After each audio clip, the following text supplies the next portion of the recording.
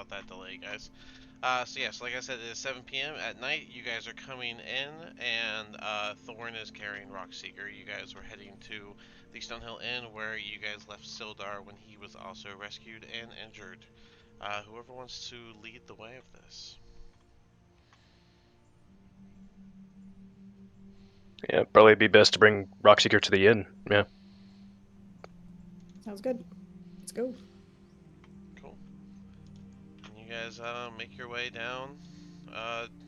Everyone's all closed up or closing up. You see Barthens is sort of working on his shop through the window, and you can hear it's a little bit busy inside of the Stonehill Inn, but you guys make your way inside.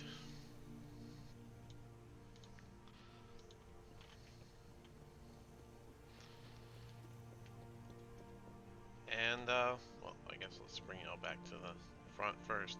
But yeah, you guys make your way inside. Thorn holding on to Rockseeker, which I didn't bring his token. Rockseeker.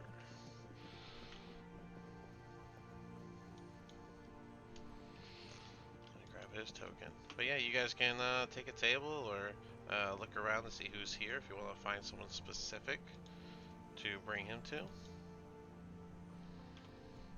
Because I can't remember, is Rockseeker still all messed up and semi-conscious?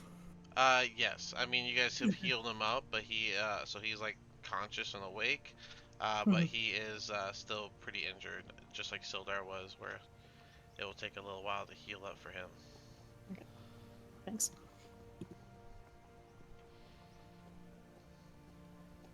I guess find Sildar. Yeah. There I don't see him anywhere. I thought he was in the back table, wasn't he? Oh, he should be over here. Sorry. There he is, and you have Rockseeker. Alright. So yeah, you can see Sildar's in the back with the mayor and Halia. You see the kids are play fighting with some wooden swords over there on the side, while some other people are just enjoying dinner, including your construction crew, once again sitting with Barthen. Barthen wouldn't be here yet, but you sit with Ander. I guess they're waiting on Barthen.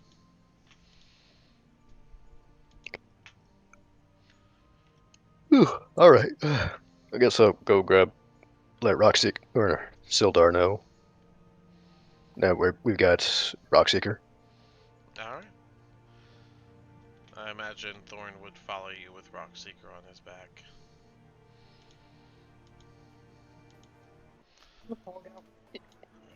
Just play through. As you guys walk through, people are gonna start looking over and kind of just looking at you guys. The tone of the place going silent before you reach Sildar, who turns and sees Rockseeker, and he's gonna stand up. You found him! So our information was accurate and true then? Yeah, but there's another group that's looking into the cave for the Wave Echo Cave. And I think they may have gotten the information about like where it's at out of Rockseeker. Do you have his map on you? Better yet, how is he? Is he okay? Place him down at the table. By the way, so Thorn can do his thing. The mayor will get up and move to this seat here, so Rockseeker could sit here. Rockseeker is able to sort of like hold himself up, leaning on the table. Sildar's gonna kind of like get over and look him over. It looks like his leg is still quite broken.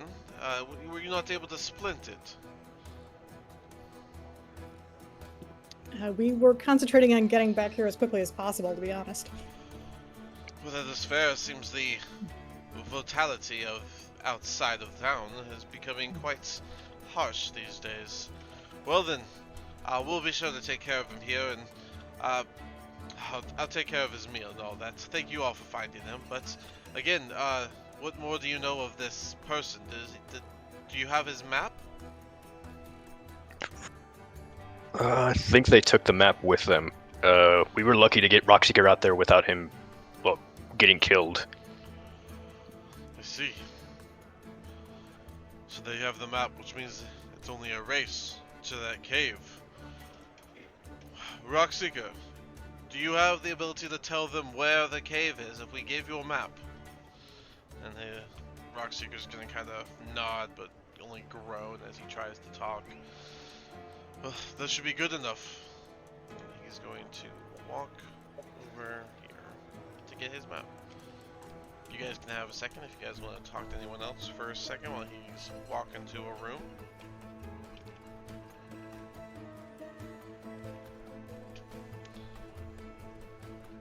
Trying to think. We should probably do some preparations for what's it called? If we have to leave tomorrow, or God, who knows, in a few days. Especially if we're gonna go to this cave.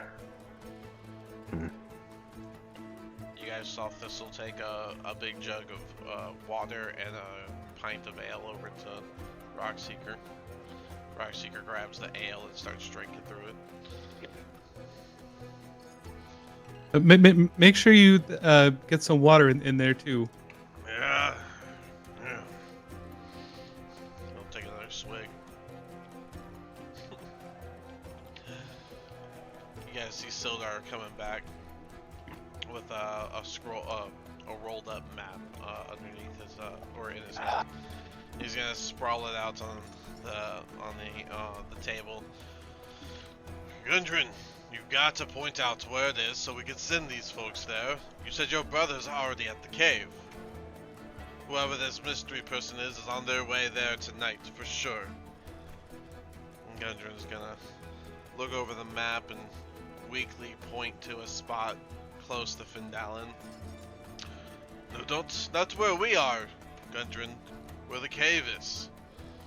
And he's going to just kind of like put one of those, like, use his nail to like scratch the map, showing a line from Phandelver to a specific point on the map, and he'll point his finger there, a little bit more firm, to show that he is pointing to.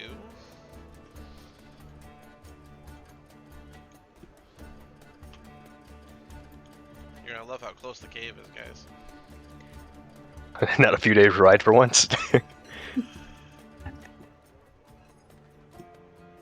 I think, but everything we do is pretty far away. Yeah, at least a day away-ish. Oh wait, oops. I got those layers like 2. It was like a day and a half. At Yeah. least. It's hours away. Right down, Nope. right over the Oh, couple wow. hills right there to the right. Well, that doesn't look too bad. Oh. And to be fair, yeah, it should have been nearby in the first place, especially if it was their main form of commerce. Makes sense. Sildar's gonna straighten up. You know, I guess it makes sense, but at the same time I thought it would be much further given that it's been lost for so many years. It seems something so close should have been found earlier. Oh. Well, he's gonna turn and hand you guys the map. Go update your collections as you need fit, and I would suggest you plan to head out tomorrow. We'd join you if we could, but we're still in ill fate to venture out and face danger once again.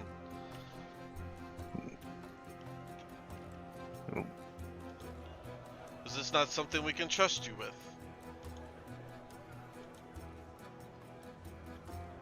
Oh, and no, actually one of my connections is right behind you, and I was hoping to talk to her, so. As you say that, he'll look at Halia and he'll look back at you. He'll, you wanna roll insight for a moment? Oh, sure. Oh wait, I roll insight. You don't roll insight. Here, I'm gonna. What's your insight? What's your? Oh, let me look. What is? Nope, that's 17. Sorry, I was saying I'm supposed to roll your insight because you're not supposed to know your Oh. insight. Sorry. What is your plus? I don't have a plus. I have no. Plus I'm just a nothing? flat 10. Yeah. All right. You notice that there's a bit of knowledge behind the side eye that Sildar gives you as you say that. And he's just going to look back at you guys and, well, whatever you need fit. If it was my suggestion, you should leave tonight. But You've already done quite a bit, and perhaps rest will do you good. Whatever damage has happened in that cave, well, I don't know if you'll be able to stop its ongoings. At least not in your current state. You mentioned his brother being captured as well. Well, his brothers were who we were going to meet on that day that we were leaving ahead of you in Neverwinter, as you were supposed to escort the carts. That was the day we were going to meet the brothers at the Waveko Cave. As you can tell, we did not, and so they have been there for days, and if someone else was looking for this entrance, well, the best hope we have is that today is the day they find it, but there's a good chance that perhaps the Rockseeker's knowledge was found by someone else.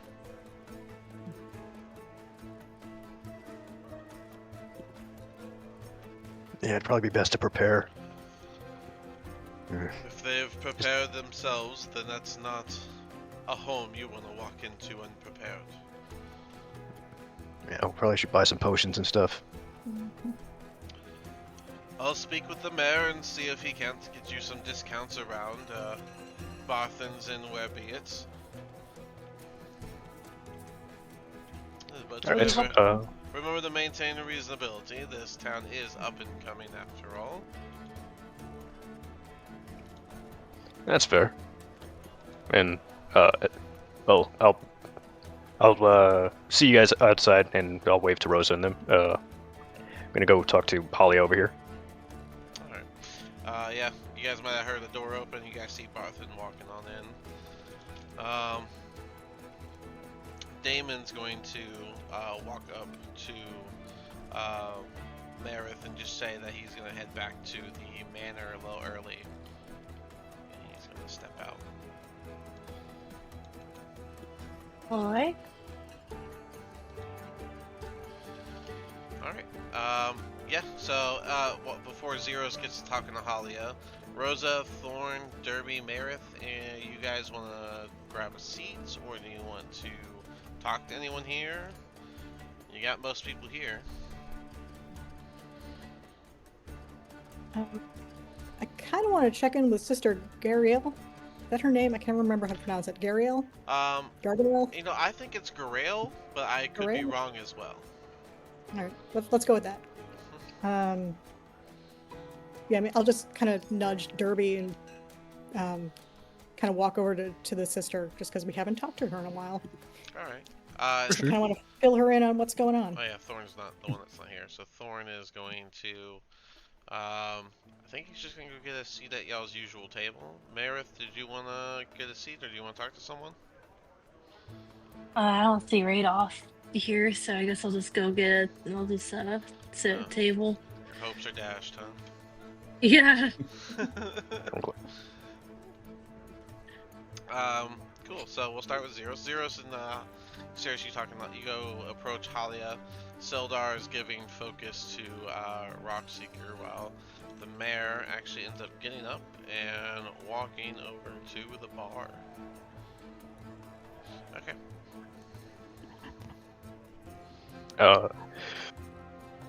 I'll just about what we discussed so far. Nothing, but there's as I said before to Sildar, and when we rescued him, there was a drow. I'm not sure the people that our person we're looking for he's working with, but just wanted to update you on that. I didn't expect a drow of all things. Goblins and maybe bugbears, but drows? Well, you've spoken of some interesting people looking to dip their own hand in the open containers around town. So I guess it's not too surprising that they've outsourced to the unlikelies. A bit of disdain can be heard in her tone. But no vision on Glassstaff. Nothing yet. We went through the castle, killed literally pretty sure everything there, but it's just an old abandoned castle. I see. Well, if it turns out Glassstaff is behind all of this, you're welcome to remove the problem. Again, I more so need his staff and spellbook. His work, so be it. That's what our kind would like.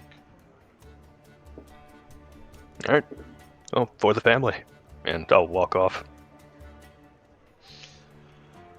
I did a little more research on the Zentarum. Apparently, they're more well, like they call their thing the family. I was like, that's interesting. Yeah, Soprano stuff. Yeah. Yeah, for the family. You just walk by those kids sword fighting. You know what? Hold on. Oh, am I gonna get whacked? They both try to whack, but they block each other. Rosa, Derby, you, as you approach this, Sister Garel's gonna turn around, facing away from all the kids, and oh, hello again, back in town. I see you found the Rock Seeker fella. Yeah, we've been a bit busy, and I'd like to just give her a quick download of what we've been doing, and then ask her if she's heard. Have you heard of the spider? We keep running into spider-affiliated people, or glass staff. Just wondering if you or your friends know anything about them. I can't say that I do know, but I do believe that that could be a problem. People that go by insectoid nicknames tend to have more devious of plans among themselves. Well, that's kind of a giveaway. A little cliche, but it's true. It's just a hunch, of course. I don't know it, but I mean, why else would you call yourself the spider if you don't plan to stealth and bite? Has a certain connotation. But if you do hear anything, can you let us know? We're kind of on their trail, and they seem to know who we are. I see. Well, then you best be careful. If you're heading to the cave, as I overheard you speaking to Sildar about, then there's a good chance that your person's there. Perhaps, you'll need a bit of a boost before you go there. Couldn't hurt. Be sure to stop by Barthen's before you leave. I'll have something arranged for you, courtesy of the Harpers. Very kind, thank you. Of course. And remember, your work is in the Harper's name. All right. May Timora bless you. And also with you. Before you leave, with a silvery smoke, you guys see Radoff sitting at the table suddenly, holding her own little cup of tea. Oh, hello there. She didn't even come through the door. Okay. She needs no door. I just need to know where I'm going. I can get there perfectly fine.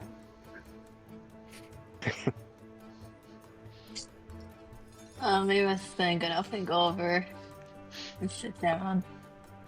Meredith runs over. Radoff uses half her spell slots every day, just misty stepping everywhere. But, yeah, you can run over and she'll look over a little bit startled. Oh, you're quite quick, little one. Well then, what anticipates you?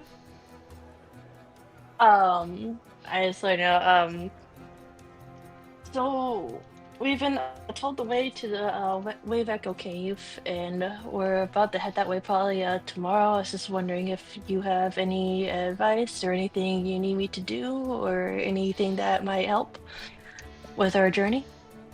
Well, you're one with the animal talents, such as myself, so perhaps I would give you the suggestion of being able to climb higher than you can jump. You never know whenever you need to be above your enemies. Climb higher than I can jump. I'm sure you'll figure this one out. It's gonna be quite the journey there, so make sure you let nature know that you'll be calling upon it. All right, and then is the fox with her? Yeah. Okay, Foxology. I start patting the fox.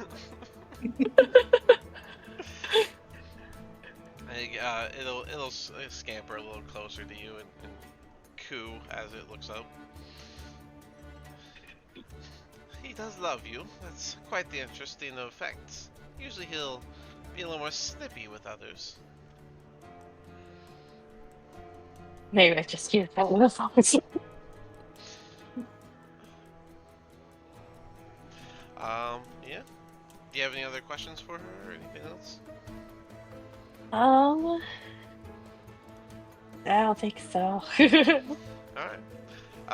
Cool. As you guys go to join your friends at their table, you guys see the doors open once again, and a drow walks in. Sandon, that's What? you. Yeah, Sandan will kind of walk in, and he'll kind of look around for a minute, and kind of walk over, kind of walk over to the table, and I guess he'll walk over to Zeros and Thorn, who are sitting there, and look around and be like, "Hello, friends," and he'll kind of give like a low bow and kind of stick out his hand, and he's like, "I believe we have some familiar acquaintances, and they've sent me to aid you in your journey." I'll shake his hand and pull up my sleeve. I'll revealing the fang symbol from the Zentarum. I'm assuming we're in the same organization. As I shake your hand. As you guys are talking, Sister Garail's gonna walk up. Zeros, do you want to hide that before she walks up? Oh yeah. I'm not trying to everybody I know. Like I only show that to certain people. Go ahead and do sleight of hand. Hey. Alright. Nope. You notice her eyes flicker from looking right at your tattoo as you cover it to looking over at Sandon. And without any comment on that, she's just gonna... You were supposed to at least let me introduce you. Yeah, hello. Apologies, perhaps too friendly too quickly. The Harpers are the ones who sent this man. He is supposed to be joining you guys for that, for the cave. I believe that was coming up after Sildar kept talking about it around town. That's where everyone needs, or you all need to go next, if not himself. So you guys figuring out where Rockseeker was, that was quite a great step. And so now we've called upon at least one other Harper to join you all and make sure that you handle whatever's lurking inside there perfectly fine.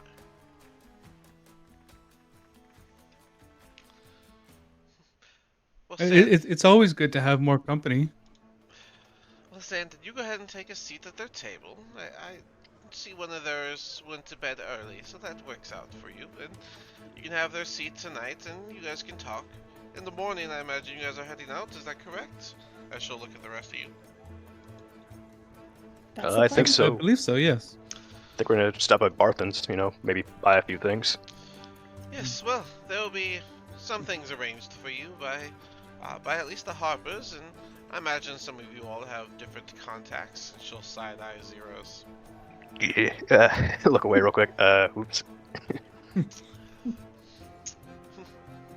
Well, it's a good thing when it matters. We all work together. And she'll pat Zeros on the shoulder.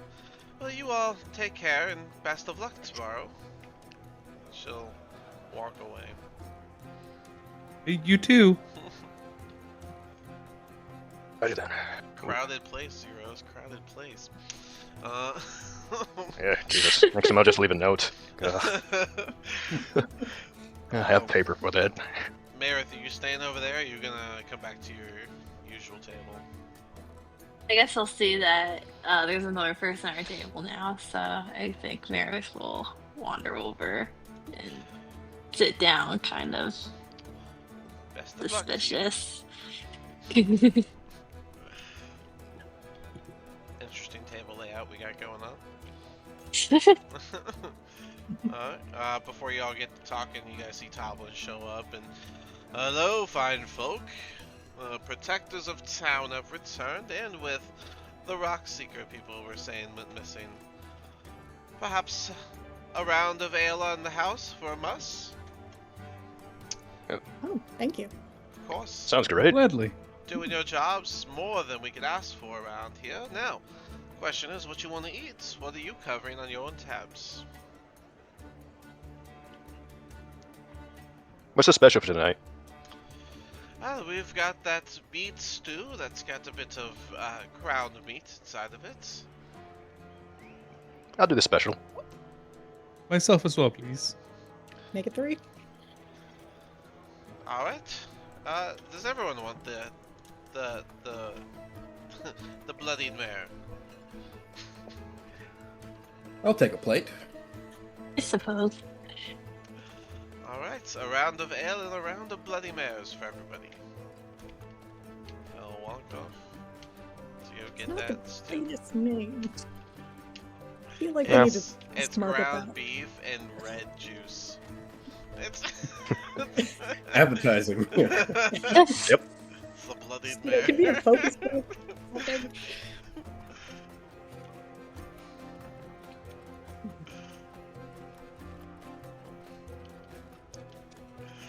Well, yeah. That you doesn't guys- potions. Kid.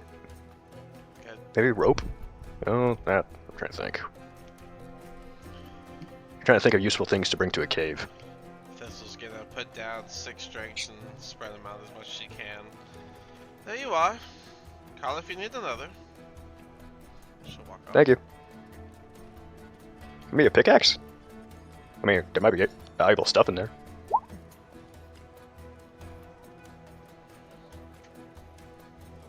So Sandon, you're with the Harpers too? I am indeed, yes. I'm not fully aware of the situation, but I've been given the basics to come and provide whatever aid I can.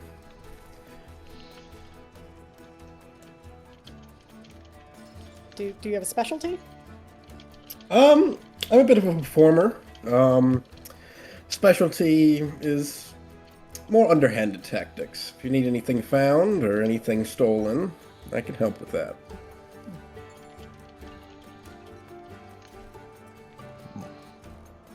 That does sound useful. Oh, I don't think we're gonna have anything stolen from here. We're pretty friendly with everybody here in town. Just so it's known, Sandon is a drow as well as just like Marith.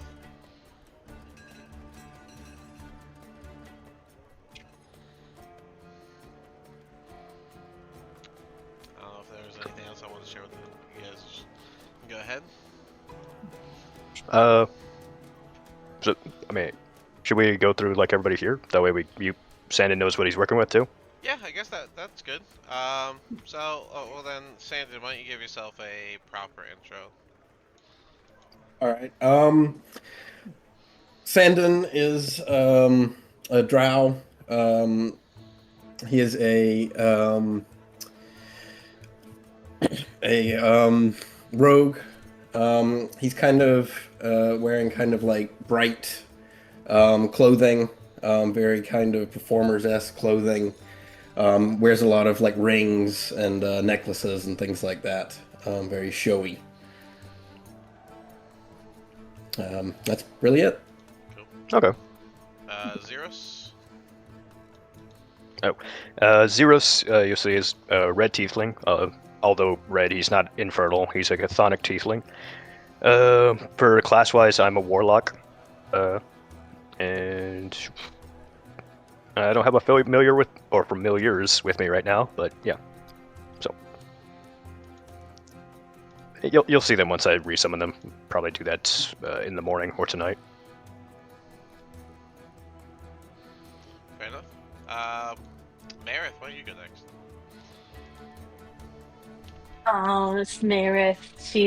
She's a proud druid, circle of the moon. So she can wild shape. Yeah, so Cool. Alright. Derby, you wanna go? So Derby's a like dwarf, Shatterkai. He was a farmer before he got here. Basically, came here for a drink, and then found a lot of people in trouble, and decided that he needed to stay and try and help. He's an artificer mainly, a little bit of a dip into a wizard. an armorer, I guess. So he's got like big, bulky armor kind of thing, and that's him. He looks really intimidating, but is very like nervous kind of guy. Okay. Rosa. Right, Rosa's a half elf. She's a wizard. Pretty scrawny and nerdy. Definitely scholar vibes. Cool. And then Thorn is the one who isn't here this week. He is a blue lizard man. He's a blue dragonborn, blood hunter, chaotic good, and he does the werewolf Ooh. bit. Sure, there's alignment and everything. I don't know what he would usually share. I'm kidding. He acts chaotic good, so it's fine. Yeah, running and just taking the dodge action all the time. It's like, Jesus. That's about as chaotic good as it gets. He eats Yeah. up so many turns. But, but yeah, as you guys finish doing a round of introductions, Toblin brings the round of soup for y'all. And he'll pass it out. Alright, anything else anyone needs here? I think we're all good. Alright. Let me know if you need anything else. If not, it's just simply going to be it's going to be 12 gold. I'll hand him the 12 gold. Thank you, sir. Thank you very much. Nice and easy. Have a good evening if you don't need anything else. I'll move on to the next. Thank you. Ooh. So, Sandon, after if we survive and everything, how long do you plan on sticking around? I don't know how you harpers work. Well, I travel where I'm needed. This is kind of a big thing for me, a new gig, so to speak. Kind of trying it out, seeing how it goes. Okay. Well, I guess we should fill him in before we leave. Please do. Oh yeah, definitely. Yeah. Would probably be best to let him know the weird stuff we've run into. And that weird tentacle thing that killed Zed. Okay. That thing was weird. It's so.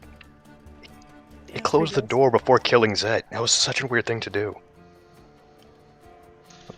Are we gonna fill him in, or are we just reminiscing? I'm reminiscing slightly. I'm just trying to think of what it is. I mean, it was this weird brain thing with tentacles and a beak, and it closed the door before killing Zed. And Zed's my familiar, just so you know, Sandon. One of my familiars. Yeah.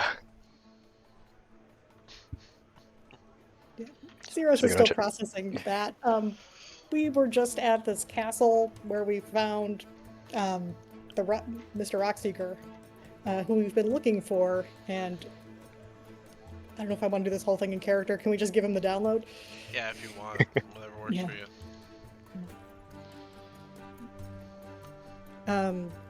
So everybody jump in when you feel the need. So we originally got together to escort Rockseeker and Sildar to this town, got ambushed, and he got kidnapped. We've been looking for him. Along the way, we've been, blown up by a wizard who we think is Glassstaff. He got away, so we're still looking for him. And we've been followed around by these spider people. They're not actual spiders, but I think they're bounty hunters, you know, they're bounty because hunters. we definitely have a bounty on our head. Some shady some sort. organizations. Yeah. So some organization led by someone called the Spider, who probably may or may not be also involved in this Wave Echo Cave thing. Are there any gods that have to do with spiders? Like, we did run into a drow. What? Well,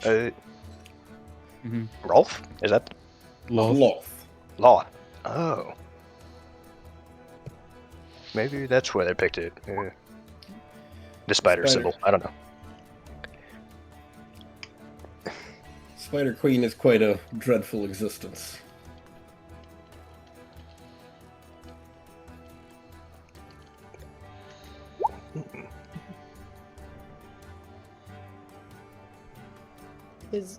Sandon, do you have any questions? Anything we can clarify for you? Um, I imagine during y'all's explanation, Senden has just been kind of poking his like red meat juice thing very unappetizingly.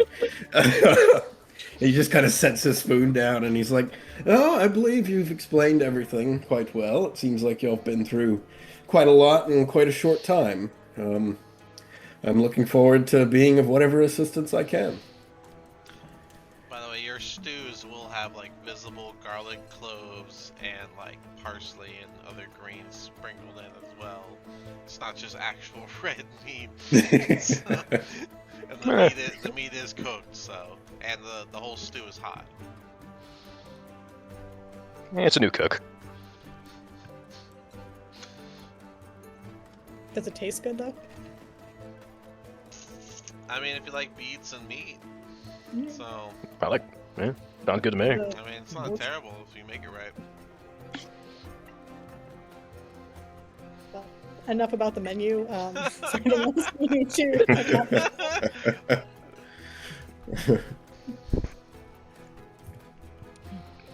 But yeah, Sandon, do you have any questions for your new crew? I guess from here, what's our next steps going to be? Probably head up to the manor, rest for the night, then go down to Barthen's and buy whatever we need in the morning.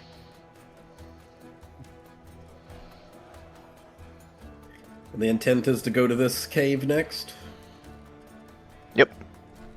I mean, hopefully we can get there and find out about the other Rockseeker sibling. Because apparently he's been in that cave for quite a while now, so hopefully he's alive.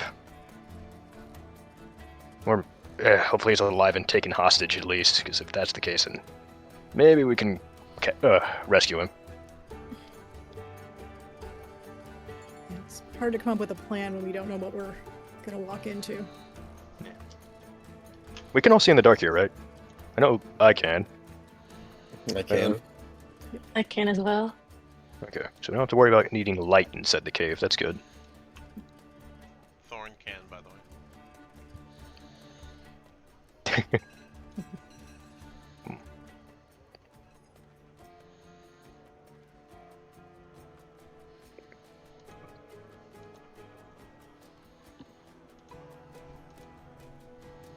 Alright, well, we got nothing else to concern, then... I'm trying to think of anything. I can't really come up with anything else other than that. Well, you guys already paid up, so once you're done, we can head on out. Take you to the manor. Sounds good to me. Alright. Let's bring you all outside.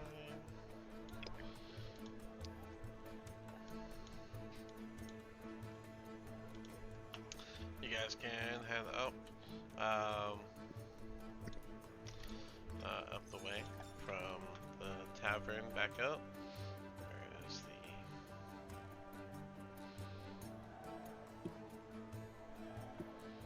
Where'd it go? Just put it back on this one. Alright. Yeah, as you guys are going, it's probably about 8:30 at this point. Despite it being pretty dark out, you can see that there are still a good number of people walking around the streets. The size of this town population is definitely growing.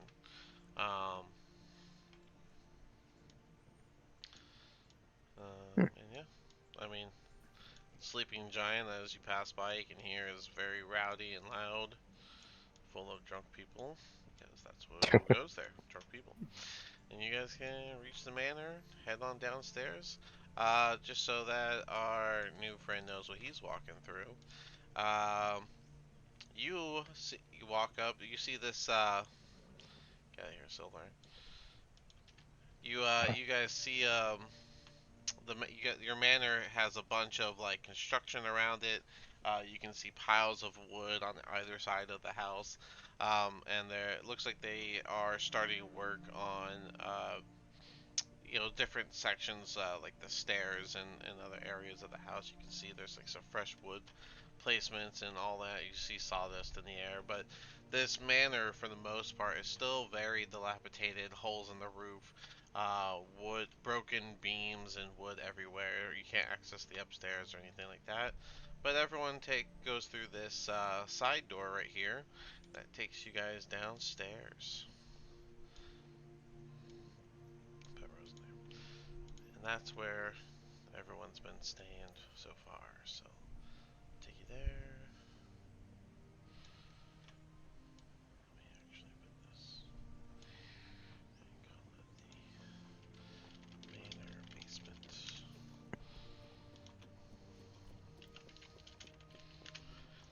Okay. Alright. As you guys get in here, Damon would have been waiting for you all. Who is this? And as you guys come on in, he is going to pretty much announce to you guys that he feels that it would be better for the town if another person stayed here other than just Baroon, and that he's going to join Baroon and be in a in-town security aspect. And that is going to be his leave as he joins Baroon and claims a bed, and they have their discussions, leaving it to you six. I just realized, do we have enough beds? Yeah, bed rolls. Oh, true, yeah. Well, before I knock out, I'm gonna try and do my ritual to resummon one of my familiars. Fair enough. Sandon, as you look around, you can see that there is a functioning fountain of water in here, of which seems to be cycling clean, drinkable water. There are various casks of barrels. They've been neatly organized against the wall, many of which hold different types of dried meats and fruits. Those would be good for ration restock. Very nice.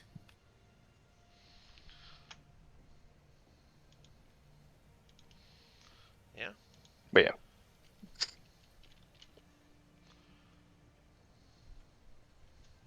Nope, that's what Zeros will be summoning his familiar for the next 10 minutes. Yeah. Yeah. Okay. Yeah. There we go. Because I don't actually have to spend a spell slot or do it as a ritual. I could just cast it normally. And just take the 10 minutes as casting it. And burn the block of incense. Fair enough. Whoa. Ignore this. I'm just trying to do a thing.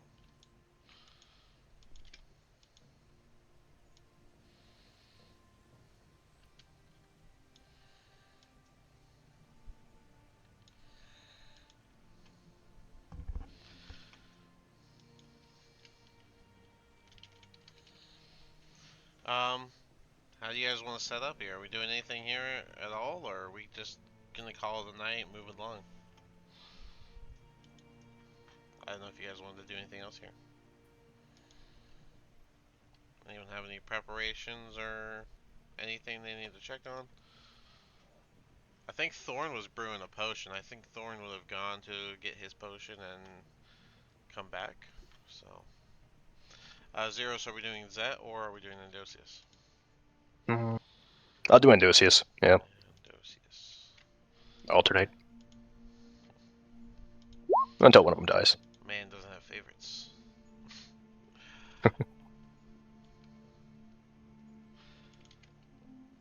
Alright, it takes an hour, of course, and 10 more gold worth of your stuff. There we go. Alright. Cool, yeah, you got your little guy back. Sandon, you see a, what is he, blue-furred? A flying cat? Essentially, it looks like, it's like a miniature sphinx, not with a human face or anything. You know, just looks like a blue flying cat, or has a little bit of luminescence to it. So then I'll just look at it and be like, adorable. You'll see Endosius just look at you as if he's a bit offended.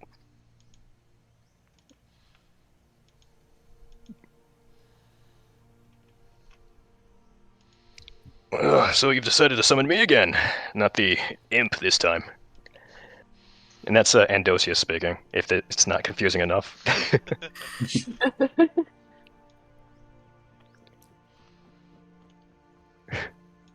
And yeah.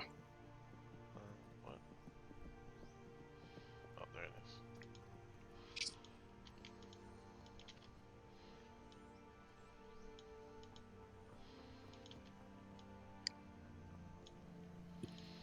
All right. And Yeah, if you okay. guys check this back area, you'll see that they must have used the coffins to fill the hole. So, Well, if no one else has got anything, I'm gonna go ahead and hit the hay and to yeah, one of the fair enough. beds. Derby, are we getting your fly back, or are you gonna wait on that?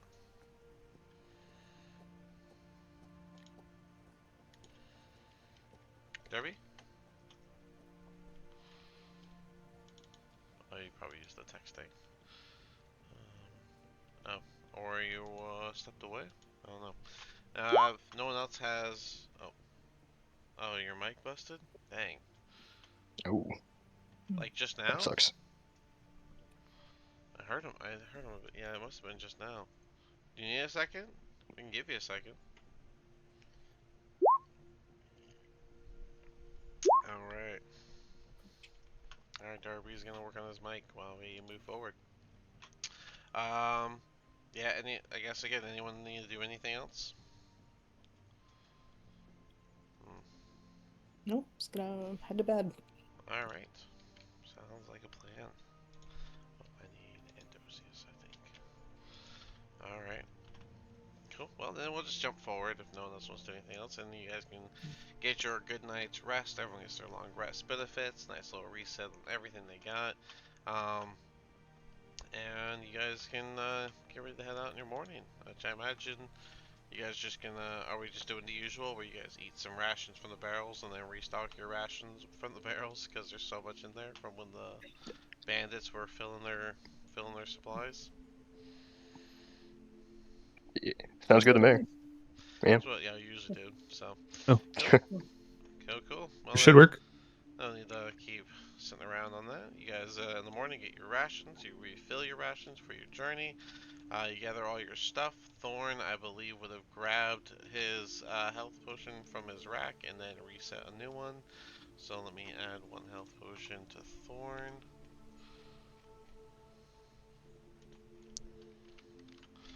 Oh, he had two at two there, so he's gonna grab two and reset those two up, Nice. which means he's gonna lose those two. Okay, yeah, I put here at the manor he had two alchemist supplies, so he had two of them brewing. So cool, and then he'll set up the next two. All right. With that, he has three altogether. And as you guys are going through here in the morning, it doesn't seem like people are as much morning people as there's only a few people out on the street here on the bright early 7 a.m. journey back to Barthen's, which Barthen's you see him doing some opening procedures over for his place where he's just kind of wiping down the counter as the place gets opened up. And you guys can walk on in. Um, oh, Sandon, I didn't bring you. Sandon, you trailed behind. Hold on. But I got lost. I followed a cat somewhere. yeah, I don't have any of the right tokens. Now let me go grab those. It's all the wrong tokens, which is crazy. Oh well. Oh, hey, Dean. Yeah. Um, Damon had a health potion that we found at the castle. Can I grab that back from him? Oh, sure. Yeah. I believe he took that All right. or used it. That is Rosa has one standard health potion. Okay. You also have those other two potions, according to my sheet.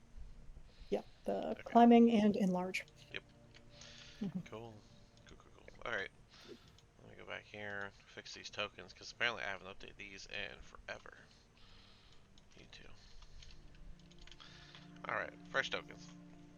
Yeah, you see Barthen's clean up the counter as you guys walk in, and look at the bunch. I hear you're heading out on quite the next big step of an adventure.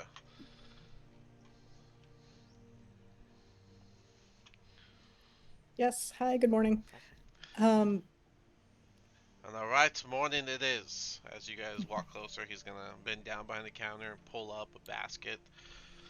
Courtesy of all your friends, I just kind of put them all in one basket. I figured it'd be fine. Oh, Get some from the Harpers. That Radoff lady said something about emeralds, but there's no gems in here. And, there's, well, they don't want to put their name down, but there's something in here as well from another group. And so here you are. And as you guys look in the basket, you see that there's a total of 6 health potions, 150-foot rope, and one scroll of Revivify. oh, That's ominous. yeah, a little bit. Uh, uh, at least one of them left a message. I don't remember who for. So for the whole lot of you, they said don't screw it up. Your actions reflect on everybody. Well, that's encouraging. I don't know if yeah. that's what they were going for, but that is the words being said. So there they are for you. Well, So does everybody just they already covered what was in the basket. But do you guys have any other needs? Always happy to earn a coin. that covers the potions, the rope? Trying to think. We are going to a mine. Do we need any kind of climbing gear, maybe? Well, I have caltrops if you'd like those. Or perhaps some special boots with spikes on it.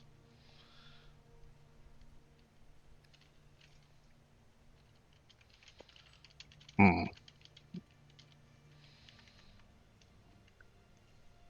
Can't.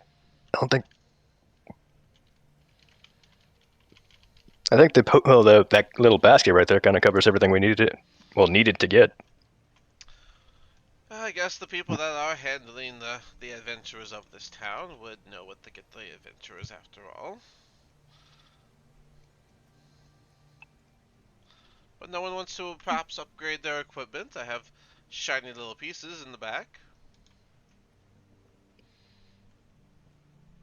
How much would maybe a few flasks of oil cost?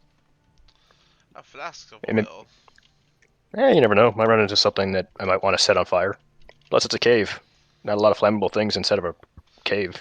Well, I mean, the flasks are a silver piece. Not really that much. They're kind of small. Sounds good to me. I'll get 5 flasks of oil. Okay, no problem. They're right there behind you as he points to this little desk here that has like a liftable lid, glass, and if you look inside, it's just like rows of different flasks of little things in the holders. Oh, perfect. And I'll slap down the 5 silver and walk over that way.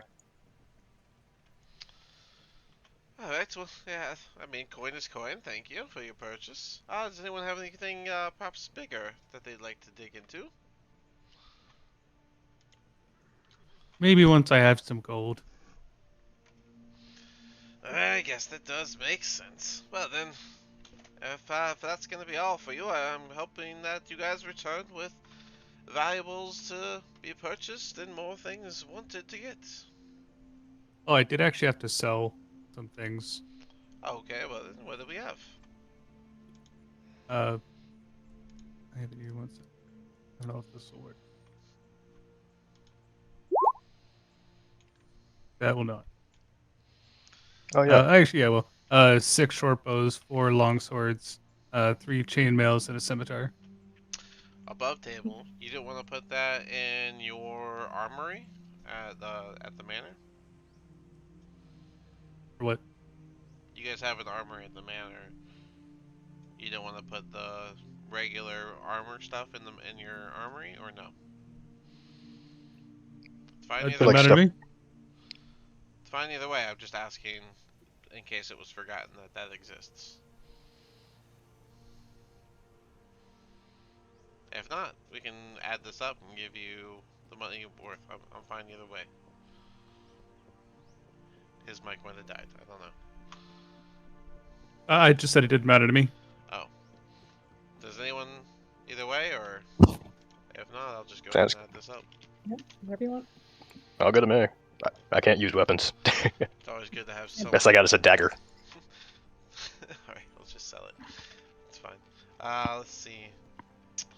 Short bows, I can give you about 14 apiece for those. Let's see.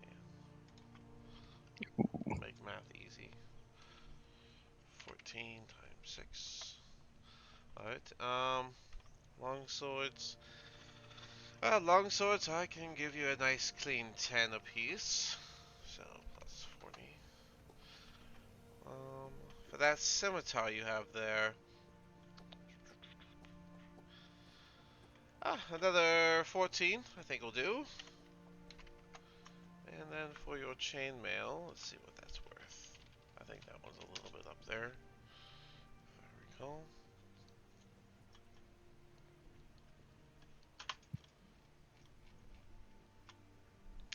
Yeah, chainmail, not sure it's right, yeah.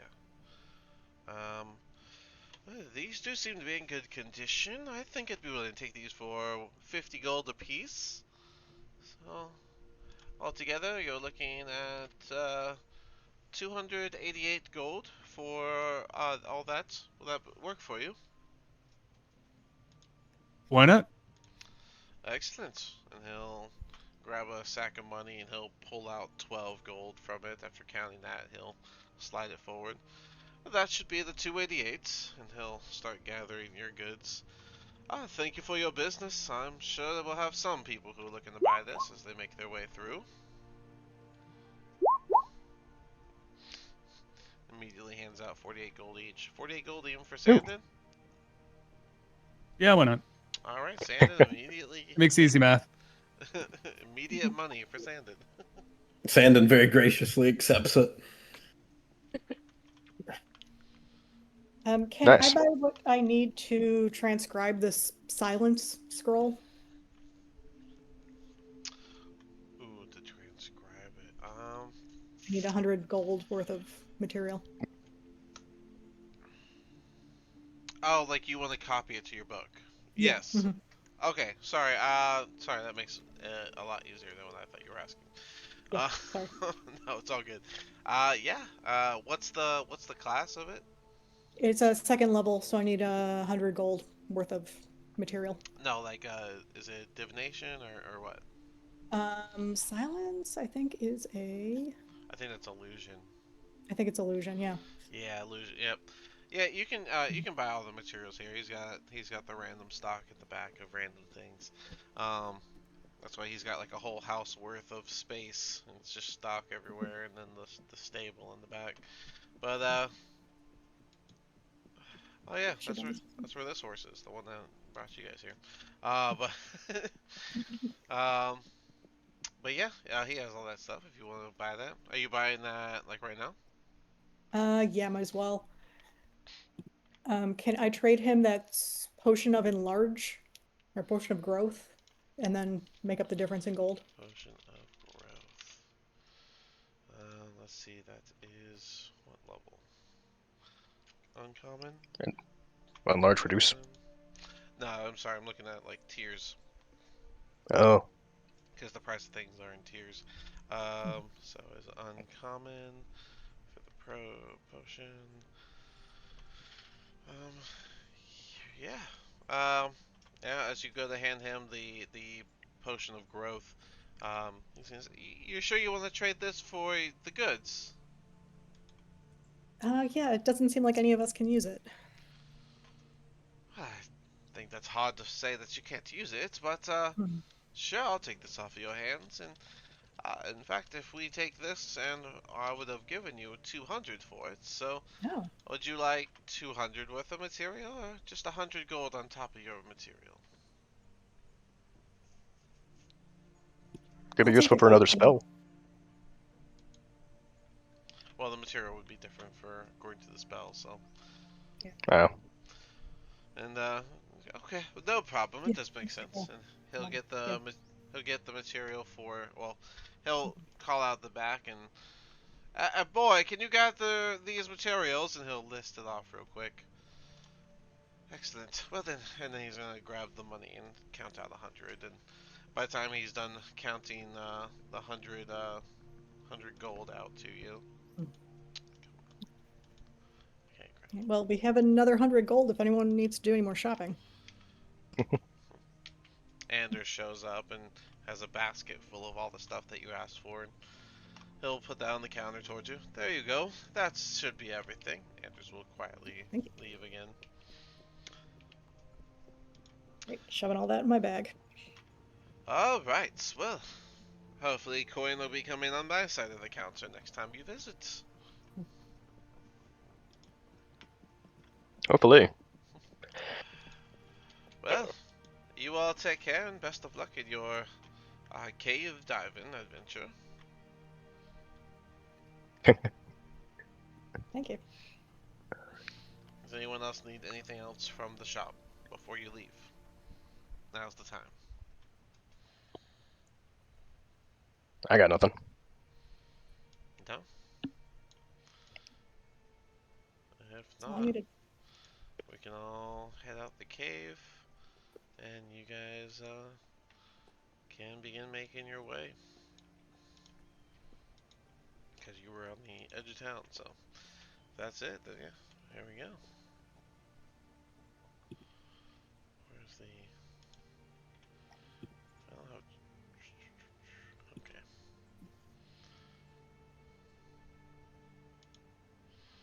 You guys don't have a cart anymore. But you guys can start making your way. I guess right out of town, you can immediately turn and start walking into the hills. Yeah. Sounds good to me. It is about it's about 4 hours of a walk. So, is there anything anyone wants to do as you travel through the hills? Cart was my first goal. I mean, no one said they wanted to grab the cart, so I figured y'all were just gonna walk it. It's not that far. I don't think we need the cart. Maybe next time, you know? Put that on our bucket list of things to get. Yeah, it is only, like it's about a 4-hour walk to get there. So again, does anyone want to do anything during this walk over there? Anyone want to summon their guys or anything at all?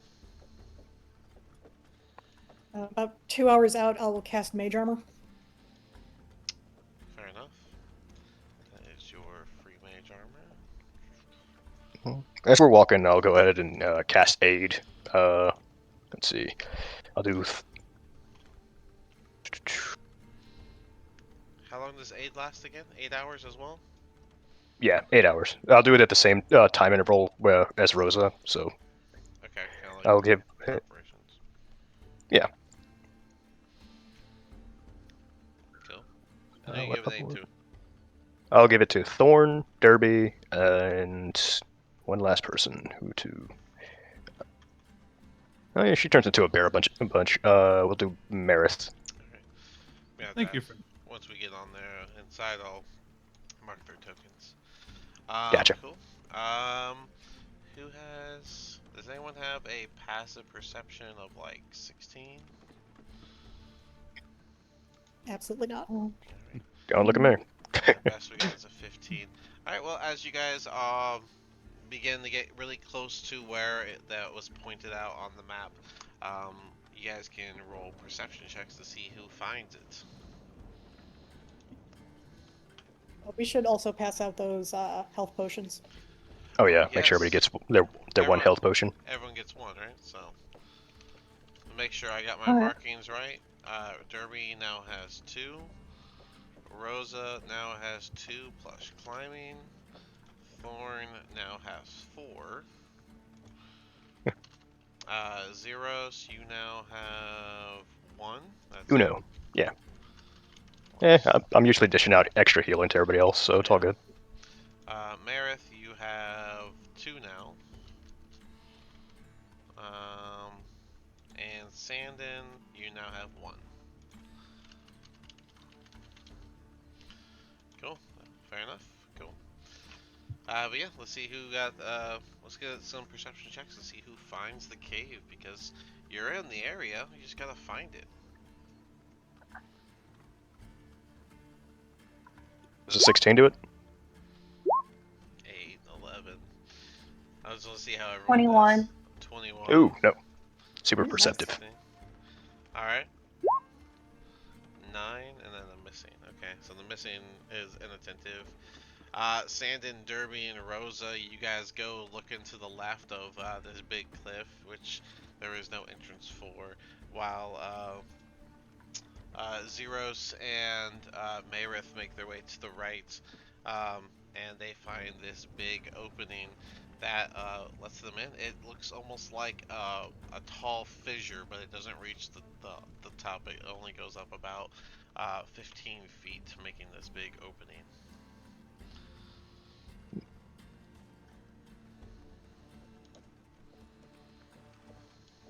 Well, probably no stuff's gonna be in here. Should we try and be sneaky? Or, I mean, we're gonna be in the dark anyways.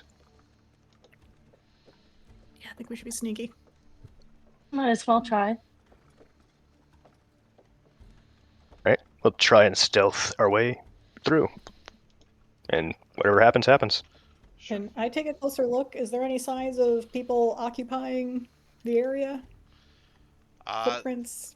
There does not seem. Oh, you know what? Do a perception check. 14?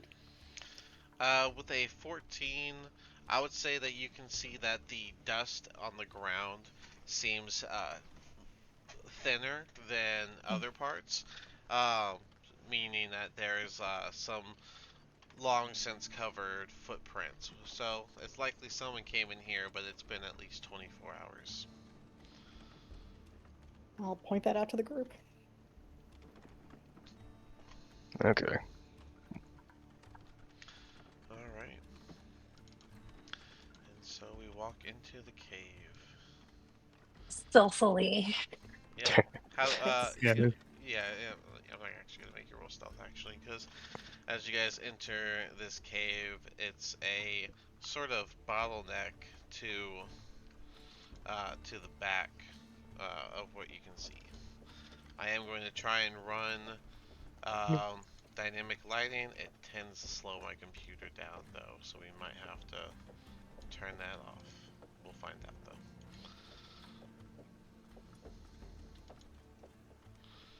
Focus paint. Alright. God, it pulls me when you do that. Yeah, I did the focus paint so that you guys can get pulled over.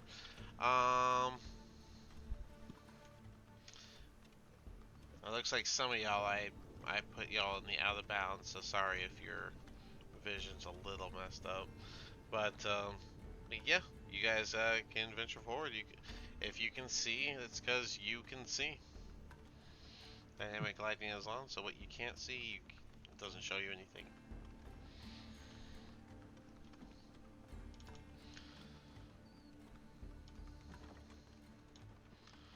Alright, let me change this.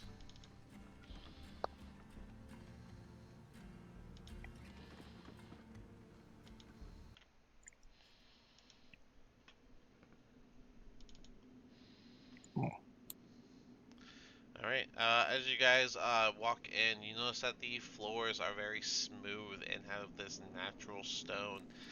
There doesn't seem to be any sources of light coming inside as it is completely dark, which you guys will just be using your dark vision to see. Walking in, you can start to see that there are these large stalagmites that come jutting out of the ground, making these rock spires that go upwards towards the ceiling.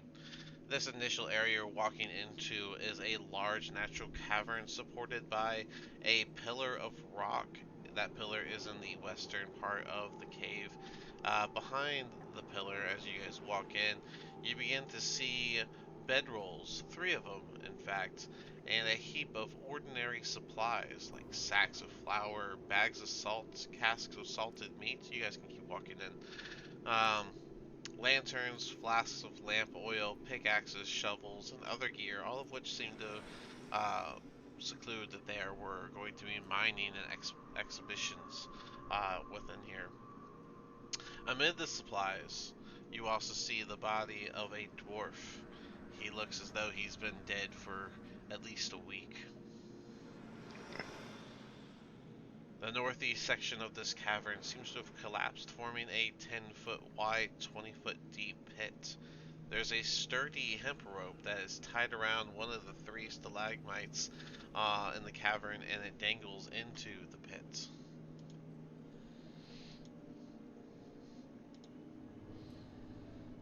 Can I see into the pit? I don't see why you wouldn't be able to. Oh, oops, I got the wrong thing on.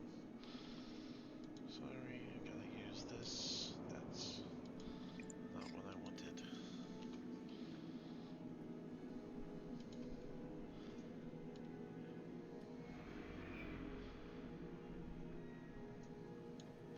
The rope. But yeah, you can. I know the lighting is horrible. Hold on, let me. There.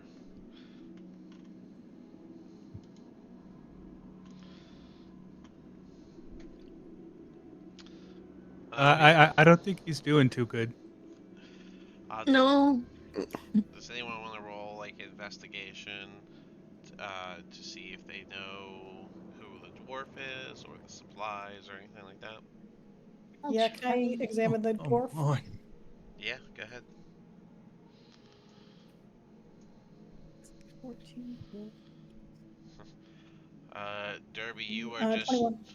with a 7. Derby, you are just overwhelmed with the scenery and how quickly you've ran into sour news that you uh, that you just feel too confused by. But Rosa, with your 21, you can tell that this guy has a resemblance to Gundren, and can deduce that this is a Rockseeker brother. You're not sure which one, um, but this is immediate bad news as you guys are beginning your venture through the cave. It's too bad.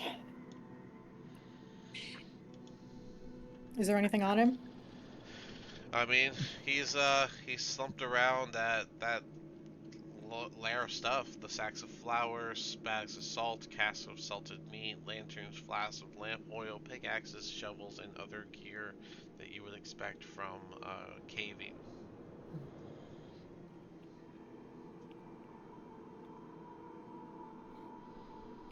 Might want to go ahead and grab some of that stuff. Who was at the edge of? Who was looking down the pit? I was Meredith. All right. Anyone? Well, Meredith, you're a little far back. Anyone else looking down the pit? I was heading towards it. I was, yeah. Okay. And then I'll walk over too. Alright, so as the four of you are looking down the pit, down there you can see the body of a goblin. He's slumped down and kind of leaned over, but you can tell from the way that he's leaned sideways, you can see his head, and he's got that elongated skull and those green streaks on his skin that you've seen once or twice before.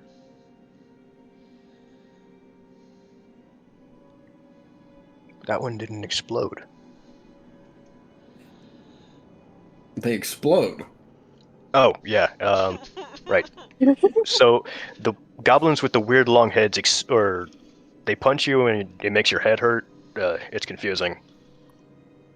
Yeah. Good to know. And then when they die, they like explode, so it's kind of hard to gather any parts of them to show people or get any info on them. So, yeah.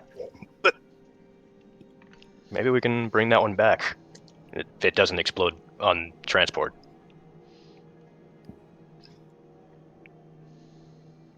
Well, does someone want to go down and touch the non-exploded exploding corpse? As long as you're sure it won't be explode still. I mean, let's see. I mean, I have an extra dagger. I could go and throw it at it. Far away, so yeah, it's 20 feet. Sandan will be like, if we're throwing a dagger, this is my specialty. Let me. Okay. And Sandan will just kind of, out of midair, just pull this, like, fizzing dagger from midair. and toss it down at the body. I I always guess like that's just an. I always like to imagine Hmm? I always like to imagine those daggers are like purple or even like purple streaked. Yeah, I think they're kind of like translucent, kind of Yeah. fizzy, kind of purplish daggers. But yeah, go ahead and go ahead and throw the dagger. That is a Oh, definitely better with a 18. meat. All right, an 18 hits the dead goblin. Your knife impales the body and dissipates. Nothing changes. Sandan kind of flinches for a second and then peeks up. He's like, "Well, no explosion." That's good. Hey, sweet. Oh, I'm gonna take that as a green light that we can go down. I'm gonna head over to the rope and try and climb down. All right, climbing down the rope is acrobatics. Hey, something. The thing I don't have a negative in. That's nice. That is a 16. All right, yeah, you can climb down the rope just fine. I guess Andosius on your back or shoulder. Yeah, I keep him like right next to me Oh, until I need to send him places. Mayrith, when you took your long rest, I forgot to ask you, did you change any of your wild shape options? Um, I did not. Okay, okay. I was just asking. Um, anyone joining Zeros or Zeros? What do you want to do? First, look behind me towards that entrance because that one's closer. Oh, okay. Well, they are both pretty dark, but um, you can. I mean, I guess you'd be able to see a little bit. Yeah, you can see it keeps going down a ways. There's pathways to the both east and north that you can see through that tunnel. Okay. Mm, well, if somebody's got to do it, so I'll go ahead and search the goblin. Okay. Yeah, you want to search it? Go ahead and do an investigation while everyone else climbs down the rope or finds their other way down. Anyone? Meredith, you want to go next? I'll climb down. All right, acrobatics.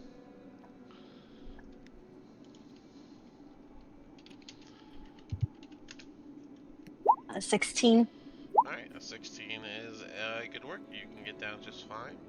Thorn's gonna follow behind you. It looks like you rolled an 18, and he's gonna get down just fine. Zeros with an 18 on your investigation. You can find some filthy rags on this goblin, and it seems to have that sort of goblin crest that kind of resembles where they're from or which group they're with, and it does not seem to resemble anything you've seen at the Cragmaws. It doesn't look like there's anything special on his body. Um, yeah, so investigating him doesn't really. There's nothing on him. So if he wasn't alone, they took what was good off of him before they left. Or if he was alone, he's a broke guy doing his best in the world. That's fair. I'll go ahead and take that crest, his crest thingy though. Maybe somebody in town knows something about this tribe. Okay, fair enough. You can take that nasty rag with a crest on it. Derby with a 12, it's a little rough. You slide down, but you catch yourself, and you can also get down just fine. Sandon and Rosa, your last two. Let me get an acrobatics from you both. Oh, Rosa went next with a 13. Also gets down just fine. Sandon, I think this is your first D20. All Don't right. fall. That is a 12. 12 is also a successful climb down without any issues. As everyone is down in this area, you can see that you can go either north or east. They're both exits, both of which just seem to be really dark with more path options ahead of it.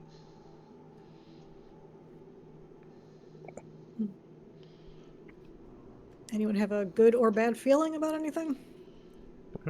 Nothing yet. Just feels like we're in a cave, an already looted cave. Just a hard line. I'm gonna have to move y'all's tokens. So, north or south?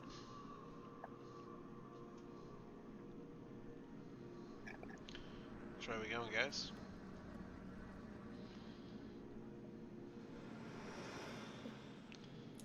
Not everyone at once.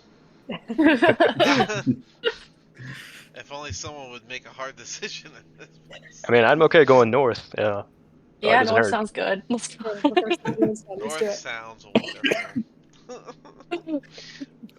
Alright, I'm pretty sure I'm gonna have to move y'all's tokens for this because of the way that they did the lighting. Ah, I'm first in. Alright.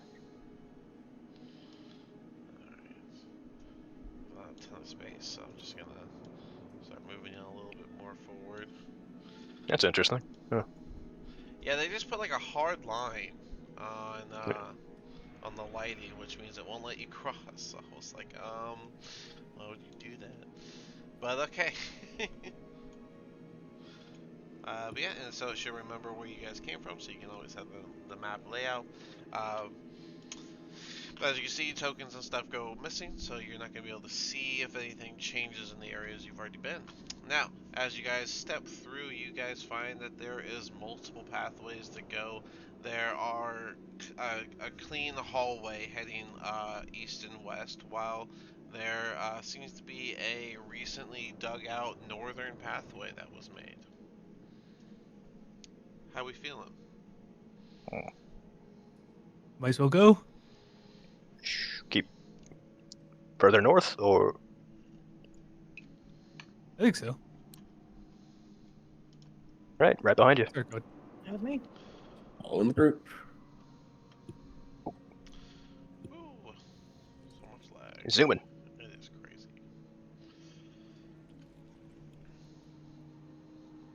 Oh man, there's a lot of paths here. Might as well try to explore everything we can. There's a door over here.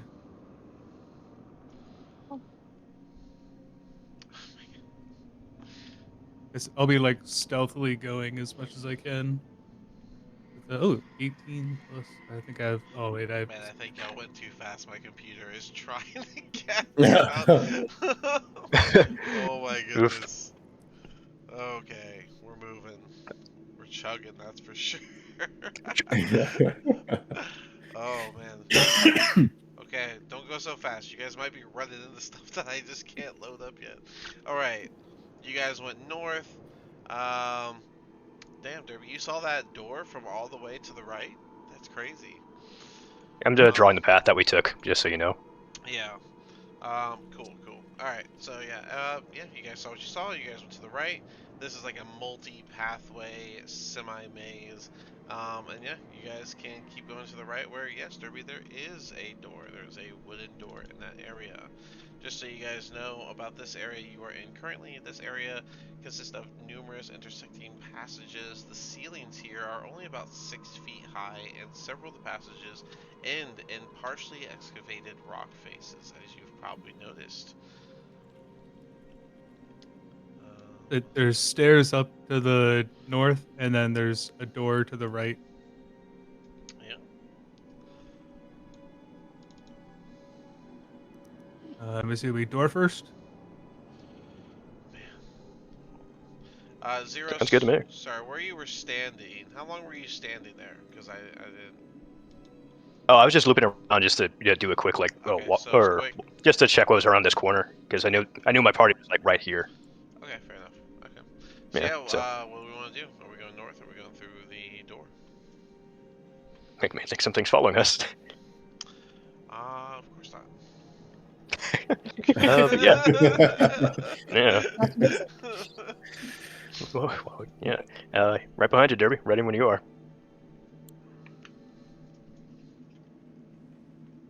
If I don't see anything, I guess we do like standard look for traps and open it with mage hand to be ready. Sure. You're opening with Mage Hand, or you're opening it with Mage Hand ready? Check for traps first, and then I'll open the door using mage hand. Okay. Go ahead and give me a what is the check for traps one? That is survival. Give me survival. Like for someone that knows what they're doing with it. Actually, Yeah. we have a rogue here. I'm sure they'd understand I can traps. roll survival too. Sure. I'll. Trap. Oh, perception would probably make more sense. They're both wisdom based. Let's do perception. I'm good at perception too. Of course you are. I'll roll for traps, I guess. Okay, go ahead. Just keep those Mayor's eyes wants open, to Earth. join. It's perception. Yeah, perception. That's an 18. All right, with an 18, you don't see any traps, but you do notice that the southern section of this pathway seems to be a little bit more pristine clean than the rest of this cave you've been through. Like the cleaning lady's been here.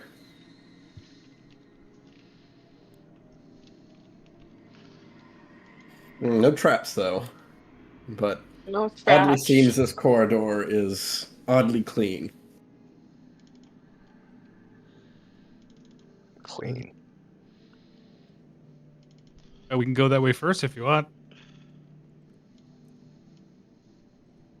Can I touch the floor and see if any dirt rubs off on my hands? Sure. It does not. Okay, that's way too clean. There should at least be dirt on the floor. We've been walking. Oh, we're in a cave. It's strange. Can I listen for like above table? I know what it is, and I'm trying not to say anything like that. Can I listen for anything that I think it might be? Would your character have any concept of what it No, might be? not No? even close. No. Then I think I'm I just gonna. He wouldn't be yeah. listening for that at all, like in particular, but he'd be listening for like anything that just sounds weird, like anything that isn't cave like. Okay, sure. Even though that's very vague.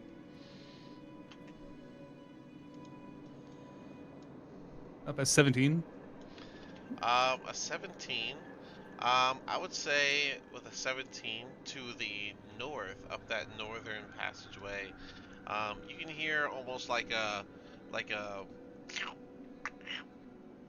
type of noise. The mic cut out. I have no idea what sound. Okay. It's Like a gloop gloop yeah, sound. that gloop gloop. Yeah, gloop gloop. Just trying to do it, but I don't know if my Yeah. microphone. But I'll tell people that I hear like something up there, but I don't have any idea of what it is. But it Like sounds this like way? it's.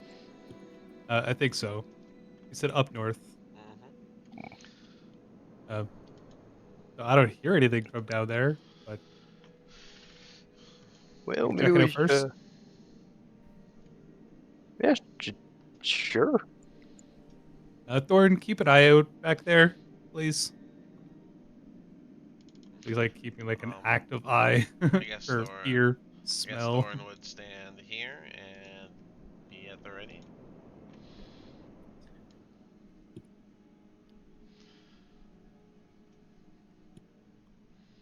Okay. Oh, okay. You guys are checking down there first.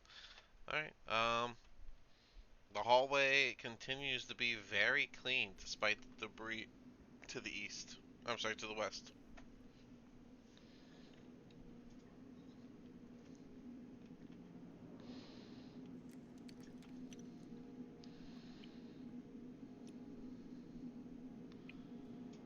My goodness. Okay. There's So, another door up so there. Derby's just going. Derby's going. Yeah, I like almost lost him for a second. I was like, where is he going? Um, Thorn's gonna turn back, see everyone leave, and start following, I guess. Oh my goodness. Oh gosh. Okay, so Derby. Okay, stop moving. Everyone, stop moving. My computer is trying to catch up. Man. Okay, so Derby, you're wearing like armor, right? Like you're loud, right? I got Ching, ching. something earlier. Is it 16 for stealth with disadvantage. with disadvantage? I got a nat 20. but I have disadvantage, so I didn't work out so well. But Let's see. I need to open. Okay, I wasn't expecting you to go this way. This room that you're in is not as clean as those hallways. This is like a whole different room that you ran into. And then you're stealthing, so I guess slowly moved into. With a 16. Check a couple. And one more. Alright, so 16 stealth in there.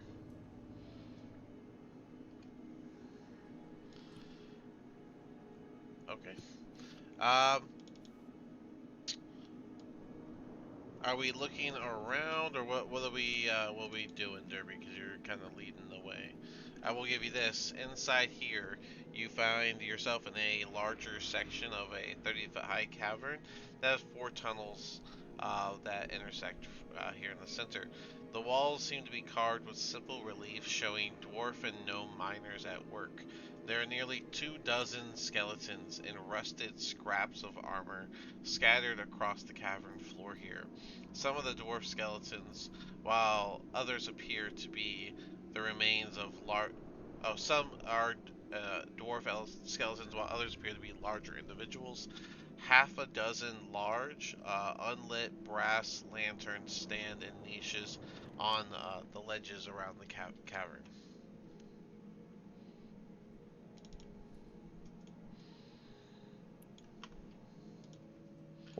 I guess I'll ask which way everybody wants to go. I mean,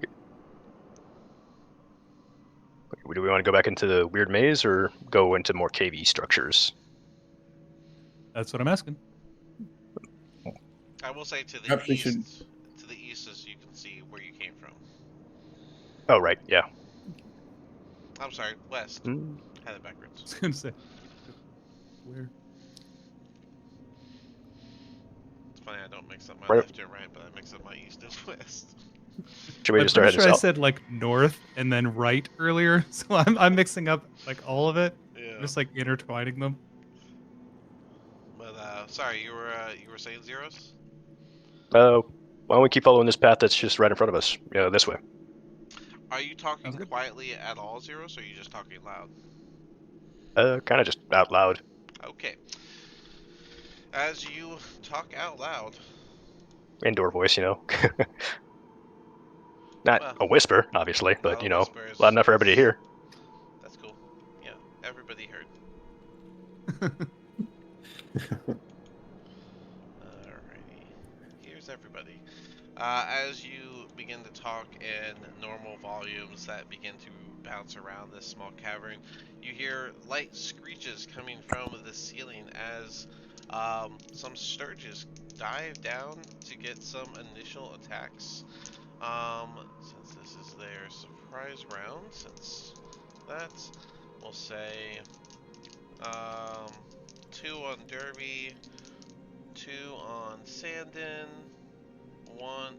2 on Zeros, 1 on Sandin, 1 on Rosa. So the 2 for Derby, that is a 13 from the first one, a 21 from the second. The 21 will hit. Okay, cool. So they're gonna dive down, and while one you can block with your shield, the other one gets you right on the side of the neck and drains 4 piercing damage worth of blood from you, as it's a blood drain. Wow. Oh, and it will stay attached to you. At the start of each turn, more damage is taken. Cool. Did you say 4 or 5 damage? Sorry. It will be 4 damage. 4 And damage. this one is latched onto you. The other one will have flown back away. Latched on what? I don't know if there's like a latch on one. I'm just gonna use the grapple thing, like reverse grapple, I guess. Rosa, we'll do yours next. That is a 7. He is going to miss and swoop back Yeah. up. this one is gonna go for Sandon, while I believe, yeah, this one and this one are gonna go for Zeros because he's the one who talked. All right, so That's fair. Sandon, your guy. That is a dirty 20. That will hit. Okay, this one's going to leech onto you, dealing also 4 damage. And then for Zeros, that is a nat 20. And oh my god, that's 2 nat 20s. Oh Jesus. They had advantage because, you know, they're flanking and Yeah, surprise round and all that. Yep. So you get double stabbed on either side of your neck. There's just like this sturge, which a sturge, by the way, is this guy. It's kind of cute. Hmm. It's like 3 animals taped together. Yeah, well now it's 4 because they are attached to your guy. So that's going to be from the first one, 6 damage to Zeros, and the second one will be for 7 damage to Zeros. So a Gotcha. total of 13 damage to Zeros. Um, this one's attached. This one is attached. Alright, and then we're going to roll turn order, and we're going to hold on to that turn order through a few scenes, if that's okay with everybody.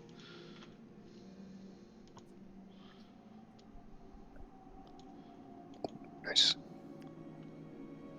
And turn. There we go. And which was the second one that attacked me? This one over here, up top. I guess it would be. So when it ran away, I got an attack of opportunity then? Yeah, I guess you I would. will Same take. for Rosa. No. The second. Sure, it's a- 25 to hit. Yeah, that's gonna hit, and they have like very little health, so you will smack it out the sky, and with a small squeak, it will hit the ground and go still. Rosa, did you want to do your opportunity attack? Sure. I'm gonna Okay, go back for it it. with a quarterstaff. All right, regular quarterstaff roll in. Yeah, that's not gonna hit. That's a Uh, 6. that is a swing and a miss. And All yeah, right, not that surprising. will bring us to okay. The starches are plus what? Plus 3.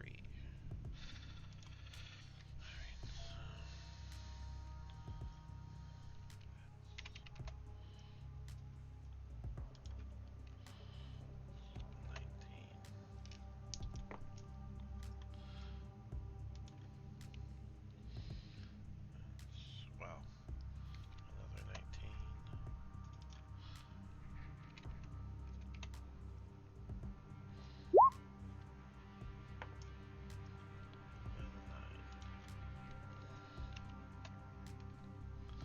Alright, and then I gotta get thorns. Did you guys want to just take a 5 real quick? Since, you know, we're pretty much halfway in. Sounds good to me. Sure. Cool. Oh wow, Thorn got a good roll. Thorn in here.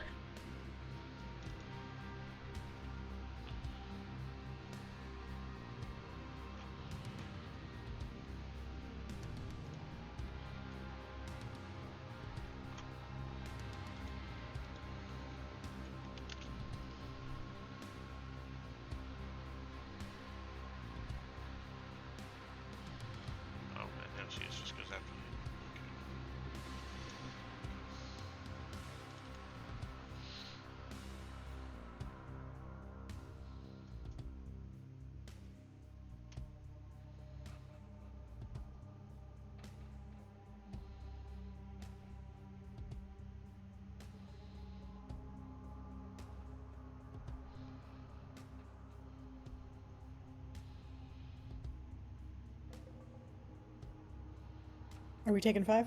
Yeah. Yeah, I saw you said BRB, and I was like, you know what, we should all BRB. I'll BRB.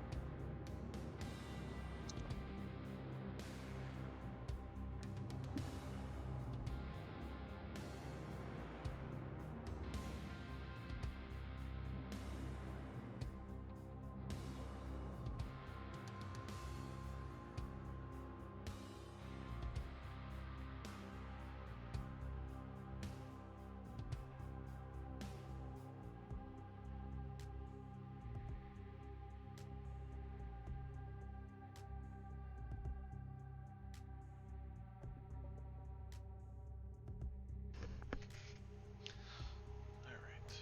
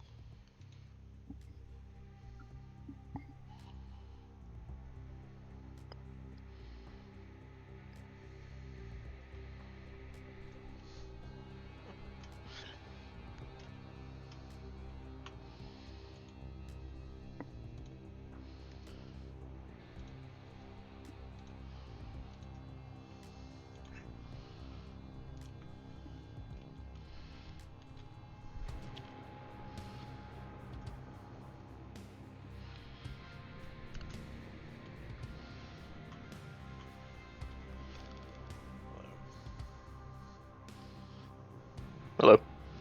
How's it going? Going all right. It's good. Y'all faked me out with that hallway journey. The way y'all went around to the other exit, other Been- passageway yeah. you could have gone. There's so many ways to go, honestly.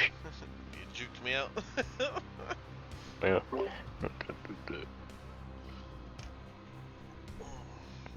There's even the staircase up here we didn't get to take. Yeah. No. Y'all saw a clean hallway and went to give your props.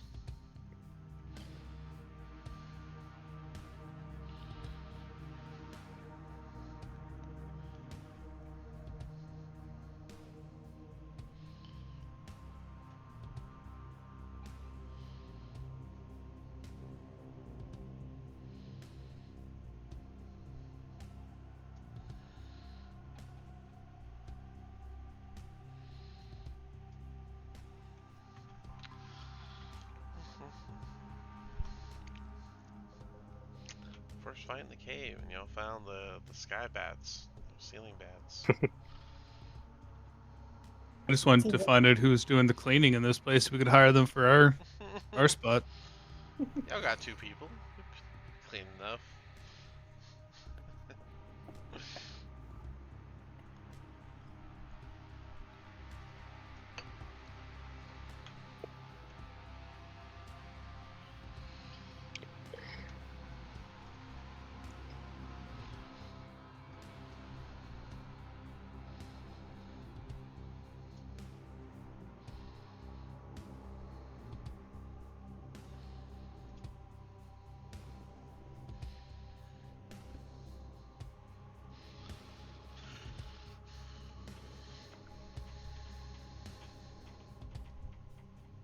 we have everyone back, or we're still waiting?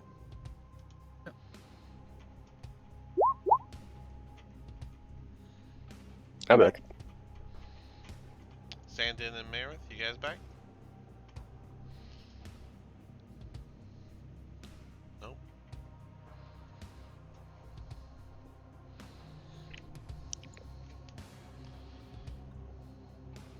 I'm back. Welcome back.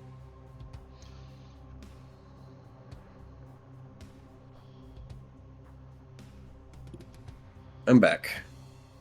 Awesome.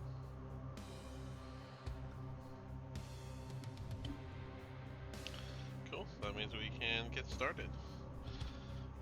Zeros, you are first up. Yeah, two. All right. It is an action to remove them. Gotcha. Yeah, I'll use my free false life from my tiefling Lego heritage junk. Okay. So give myself some temporary hit points, since I'm still gonna take some damage if I don't kill at least one of these. Or take. Alright. That is So. an action, right? So. Oh yeah, but I can cast Sacred Flame as a bonus action, so that's what I'm gonna do after I heal myself a little bit. Oh, that's right. If I can find my D4s. Doesn't false life just give you? Hold on, I'm sorry. I thought it gave you 4 points temporary, right? Oh, 2d4 plus 4. It's like a health. Yeah. Okay, that's 9 temporary hit points. Alright, you can just add that on top because you can go past your max. There we go. And what's it called? And then, I'll use one of my Sacred Flame bonus actions okay. and force one of these guys to make a saving throw. I'll do the bottom one. Alright, and the saving throw is. Oh, what's the modifier? It's Dexterity. Dexterity is a plus for them, so that is a 22. Oh, he saves. Dang. Alright. A bright flash goes right over top of the Sturge, missing them completely. Derby, you're up. Oops. And it just counts as them like grappled to me, right? It is. It says they are attached to you, so I don't think it's like any sort of grappling or anything. But it does take an action to detach it. Yeah, I was basically gonna use gravity whip and like whip it off into something else. All right, that's That's the that could plan. be a melee range, right? Yep. Okay, cool. Yeah, then go ahead and roll they get it with the gravity whip. I did move up and to the left, just Okay. so like I can't move this guy, but just Yeah. just so you didn't lose track of him. That is if I hit. That should hit. 16. So 22 to hit. Absolutely. Alright, the whip's gonna wrap around the thing attached to you, rip it right out, and It's only 4 bludgeoning damage, well, and then he's gonna fly 10 feet into that guy. Which, okay, yeah, I'll have it roll dex, and that and then if is 10 feet, so it's 5 bludgeoning damage as well. However you want to distribute that. no worries, no worries. So you're gonna throw this thing at the other guy, and with Yeah. an 11, I will say that it dodges it by flying upwards, and this thing hits the wall with a bit of a splatter. You can see blood squirt on the wall where it hits before it just falls to the ground. Plop. Anything else? Nope, that'll be my turn. Alright. This thing is going to kind of do one of those little loop arounds to come back at Rosa for a second dive attack. And that is a 22. Does that hit Rosa? Of course it does. Alright, and it With- lands in your neck just like the others have, dealing 4 initial damage. Did you say it left? Like it went from there to there? It was already flying up in the air. She already got an opportunity attack. Okay. Yeah, since it was flying away, it had to loop around because It's not hovering. So, Thorn, I don't think would over exaggerate what to do yet, and I think he would just walk forward. And what's his melee? I think he'll just use his claws because great sword on something attached to an ally doesn't seem smart. And the claw attack is 19 plus. It's gonna hit. Not that the damage really matters, but that's 8 damage clawed onto this guy who gets pretty much ripped right out of Zeros' neck with that claw attack as it falls to the ground. Marith, you are up.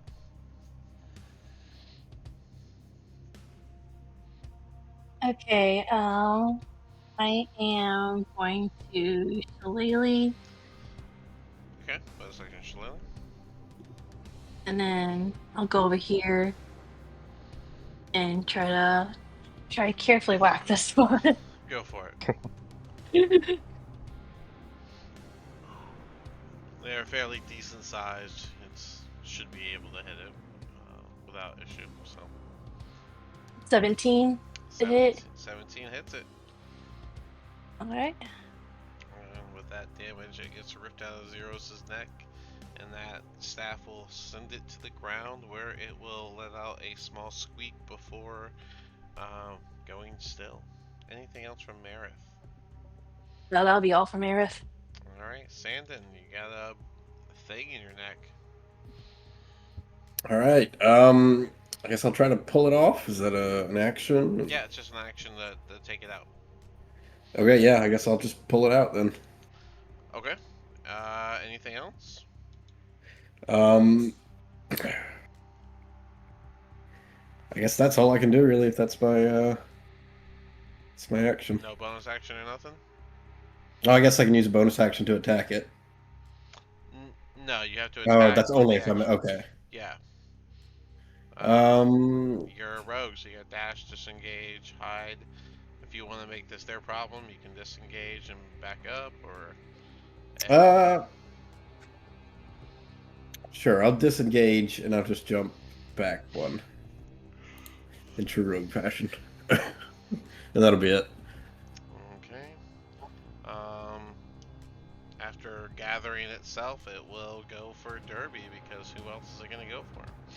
And that will be, oh my gosh, a nat 20. I'm going to roll terrible on the enemies that matter. Derby, that will be a total of 11 damage as this thing basically flies upwards and gets you right in the gap between your armor. So why not? And then that brings us to Rosa. All right, I'm going to shocking grasp this thing that's hanging on to me. That's great. Go ahead and roll the head. That seems like the correct thing to do. That is a 25 to hit. That does hit. Go ahead and roll your damage. 8's up. That is 3 points of damage.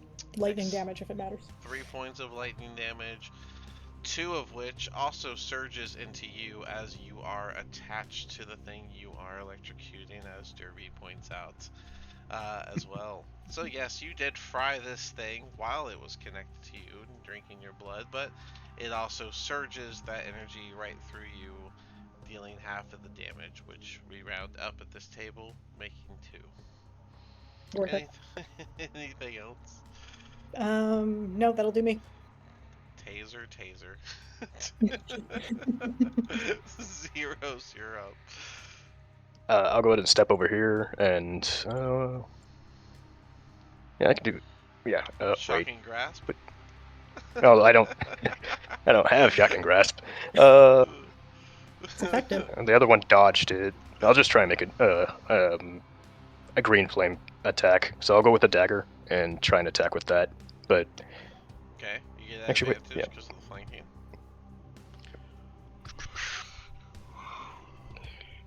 that is a 22. Does that hit? 22 does hit, surprisingly enough. These little guys.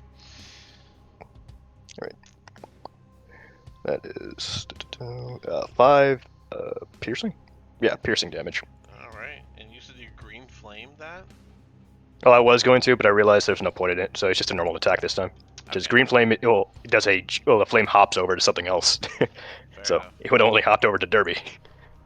You can Or actually, control no. it Thank though. you. And say it doesn't. So. Yeah. But anyways, all right. With that, you guys find yourself standing without any live sturges around you.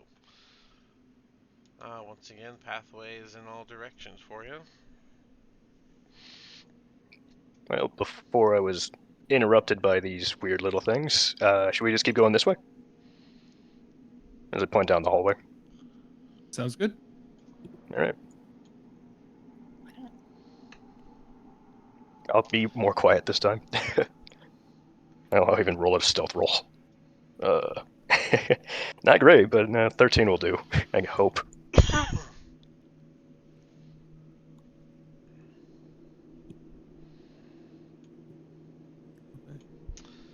All right. A little narrow.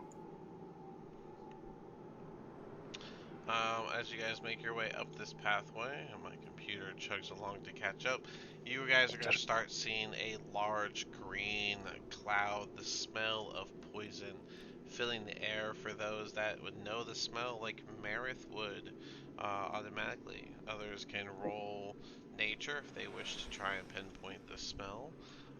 But yeah, it's basically just a large spore cloud that you are looking at inside of there. Derby, Sandon, you guys are in the spore cloud. I'm sorry.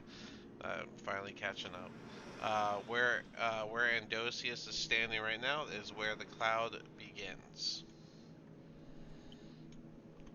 Can I get through with my armor?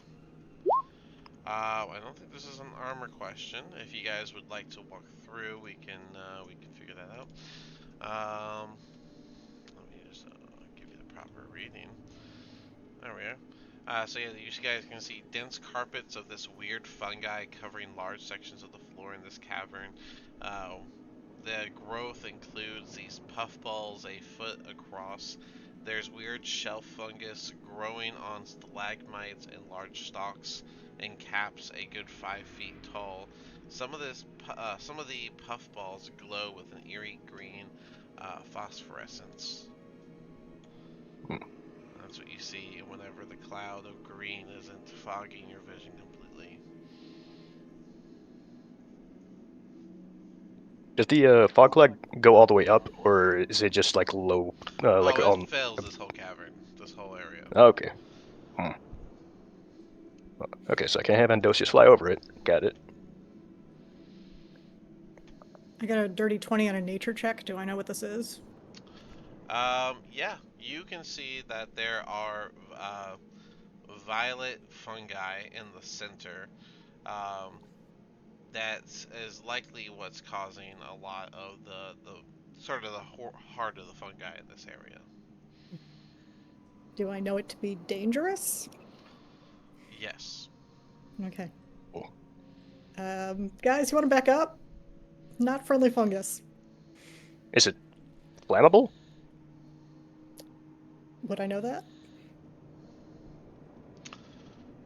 Um, I mean, I got In these oil. general, a lot of I want heat does kill mycelium, which I mean, to. most things will catch on Hey, fire. Can't guarantee it um, won't make it worse, though. I was planning on using these on enemies, but hey, fungus works too. I got these oil you flasks for a reason. you're pretty well versed in nature stuff, right? You Yeah. know, why don't you roll a 20 something for your nature check, didn't you? I would say um, it's you don't know it to be flammable, but it's not like resistant to it either. Okay. I mean, it might work. Probably. Most things don't like fire.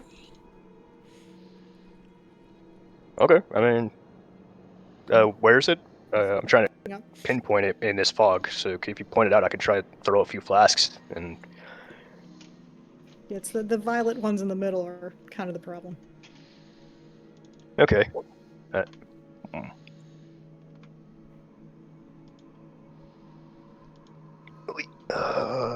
How do I do this? I know. There we go. So I'll take one dagger and I'll soak it in oil, Okay. and then I'll take another what's it called? Oil flask, and I'll try and throw it towards where the center of the thing is. Hopefully shattering and what's it called, spreading in that area. Okay. Real quick, I'm gonna Because I know. quick Google search real quick. How flammable is like fungi in general? Dried fungi, but this isn't dry. This is definitely moist. Is honey moist fungi?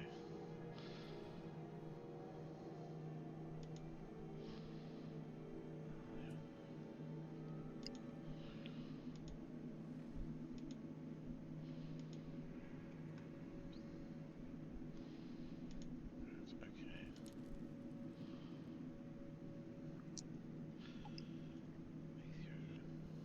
Okay. Well, that is so not helpful. Some say yes, some say no. I think it depends on the type of fungus, which is not helpful. I would just say, let's see, you're throwing it into the bushel, trying to get the whole thing wet, right? Yeah. Let's just let the dice decide. Odds even. I know if they're on fire, it'll dry out, and then the dried fungus is going to be more flammable. Um, Okay. So might just take a few flasks. what was your dex? The dexterity. Yeah, you didn't Yeah, ask me to roll anything yet. oh, sorry. Yeah, you're throwing a flask, so we need to like check your accuracy. Okay. That is a 16. Okay. So yeah, you hit your mark. You get it inside of the fungus, where you see it start to you see the fire initially kind of like flame up as the flask bursts, but as it tries to lick at the fungi around it, it just doesn't seem to be able to catch a flame and sizzles out. I still got 2 more flasks. Yeah, we'll try. Well, I'll use 1 more flask and I'll try. And then I think I'll quit after that. So that'll put me down to 2 flasks of oil. Okay.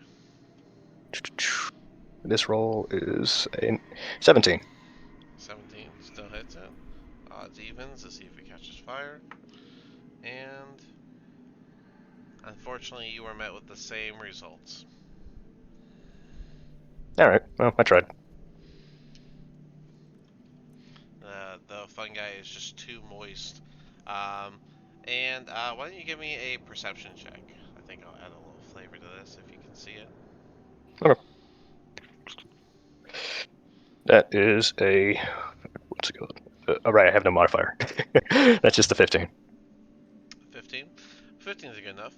I would say that as you watch this second flame hit the ground, not only does it not seem to light on some of the fungi, but it almost looks like some of the roots and leaves are being turned toward the fire specifically to keep it from being able to catch.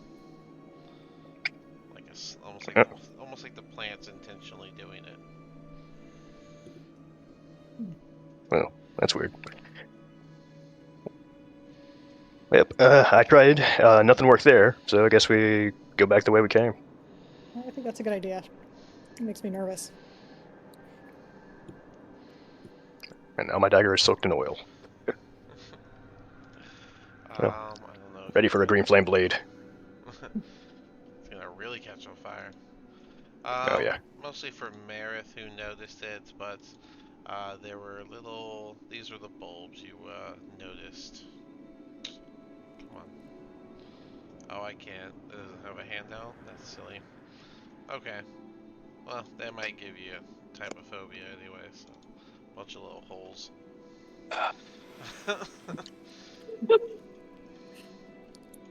All right then. I know that's problematic for some people. But yeah, as you guys go back to this cavern with all the bodies and your fresh stirred bodies, pathways to the north and pathways to the south still to be explored.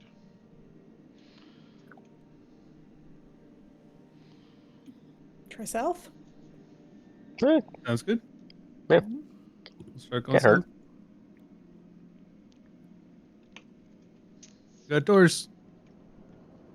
Shut. Doors. Left or right? Left. Yeah, 2 sets of doors and an unfinished cavern dig to the south. Get the rogue to look for traps, and I'll open with Mage Hand. All right. Sure, we'll look for. Close I guess Sandown will look for traps. It's a perception check, right? Yep. It is a 16. All right. You do not see any traps. It seems safe to open the door. Sandown will just kind of like clap Derby on the shoulder and be like, all clear. I'll cast Mage Hand and open with it. All right. I believe if I just do this, you guys can see. Yep. Oh, we both did it. You can see inside. Okay, cool. As you open the door, you can see splintered stone benches and heaps of rubble from a partially collapsed ceiling fill this room. Amid ruined stone bunks and toppled weapon racks are 8 corpses, each as including 2 rotting remains of ogres. Jesus.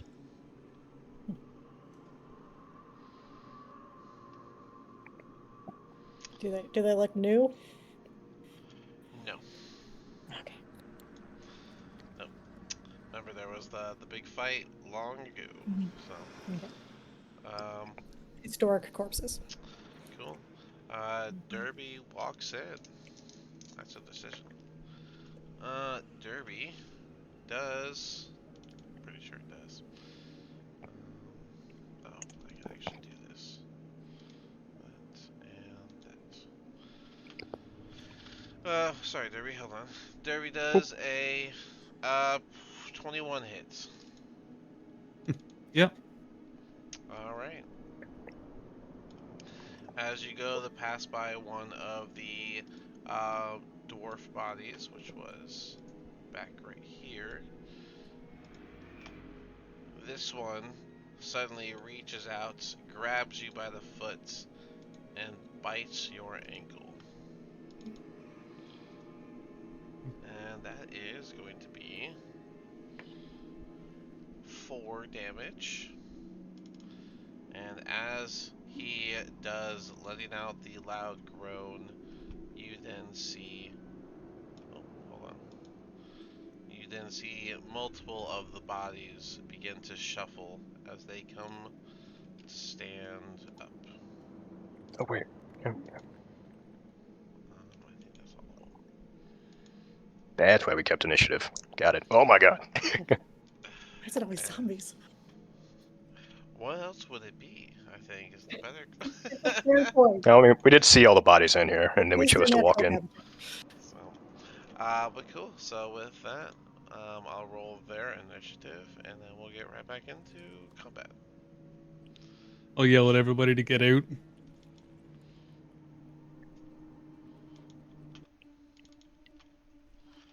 Um,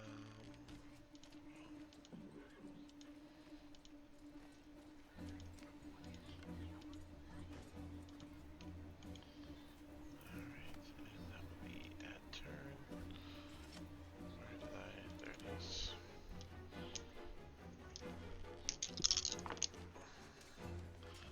Oh, they don't have good stuff, do they? -2. Yeah. So, somehow, -1. 17. 3.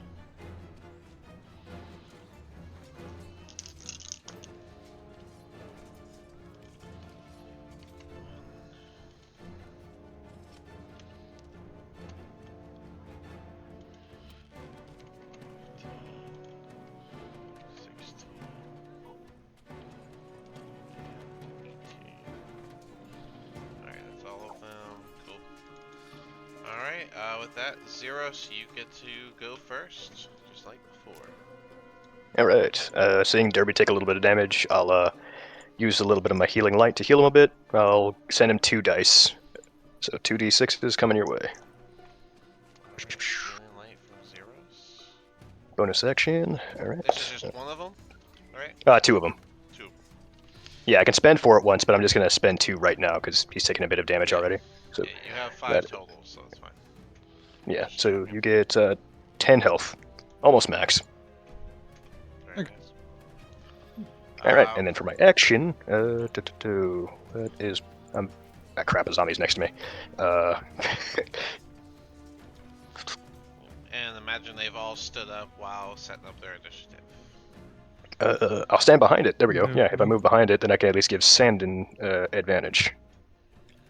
And then, oh yeah, and Dosius. He'll give. Actually, no. Well, I already have advantage if I make the attack. So yeah. So what if I use Green Flame Blade? Would that ignite my dagger and then just let it be like on fire for like the rest of the next minute, or?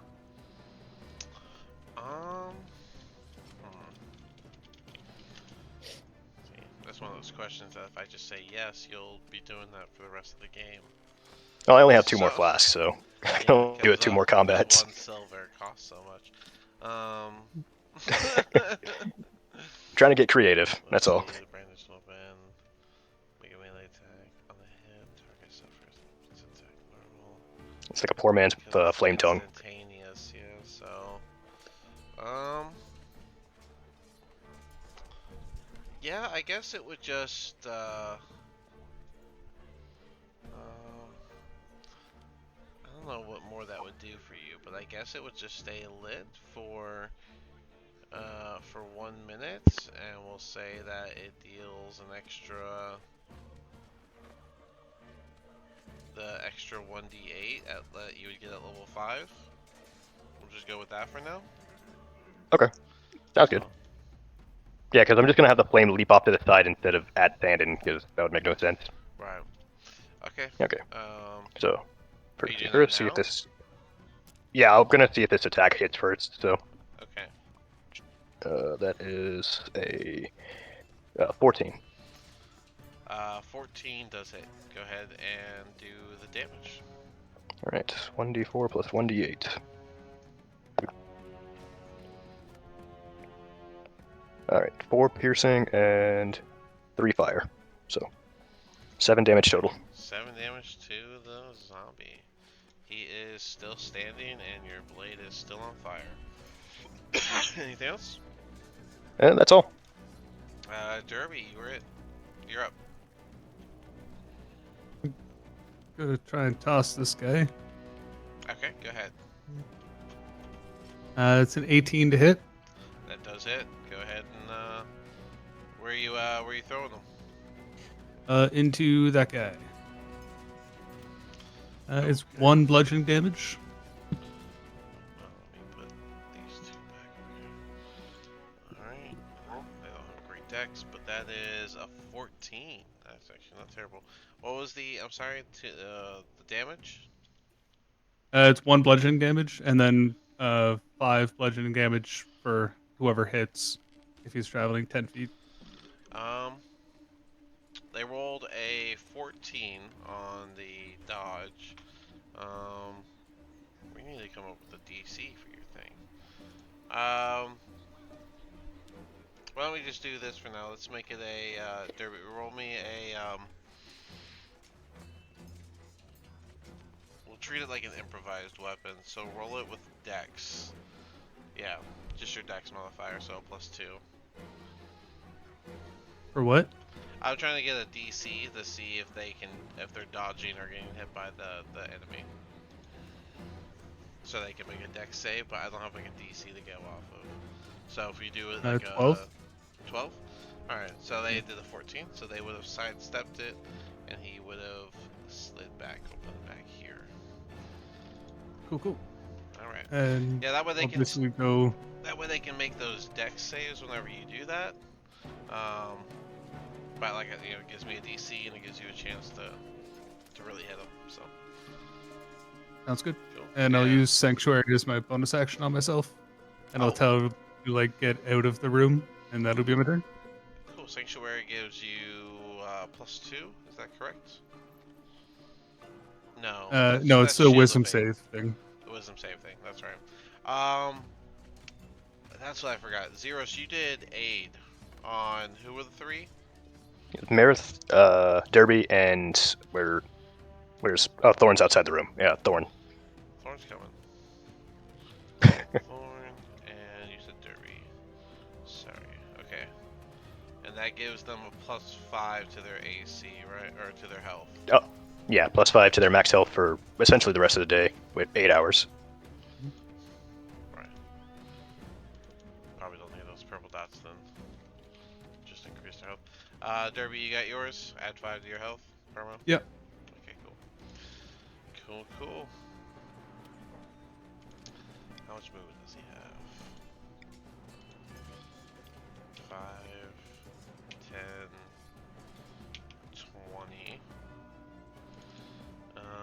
And he is going to grab a rock and from the rubble and try and chuck it at Marith. Does not have good dex. That is a 8. Is that it, Marith? Nope. Well, he did his best. Marith, you're up. Okay. I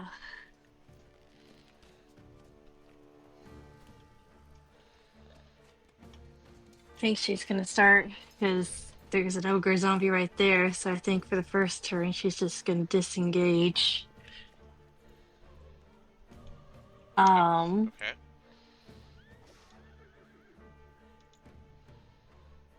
And move back this way.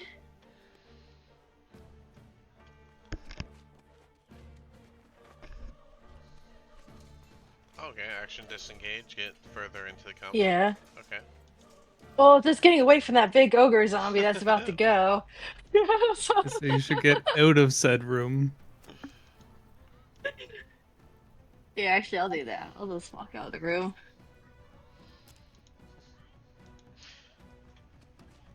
And I'll just dart in and out as I go. Alright. And then, yeah, that'll be my turn. I'll just disengage. Fair enough. Big guy's gonna take one step forward and go for Derby, because who else would he go for? And that is gonna be a big old slam attack on Derby for a 7. I told you I was gonna start rolling bad on the guys that I'm gonna do a wisdom save first. Oh, well then, I'm sorry, the wisdom save would have been 2 minus a 0. He got a 0. Awesome. So There's nobody else that he can hit, so. He can't attack. Oh, well, he can move on forward to Scandon. Alright, well then, if that's the case, yeah, he'll move forward to Scandon. Oh no, he loses his attack. Like, Oh, because like- he can't move and he can't attack and then move and then finish the attack. He attacked from Okay. there, so. Oh, okay, I get it. Okay, makes sense. Well then, yeah, just loses out.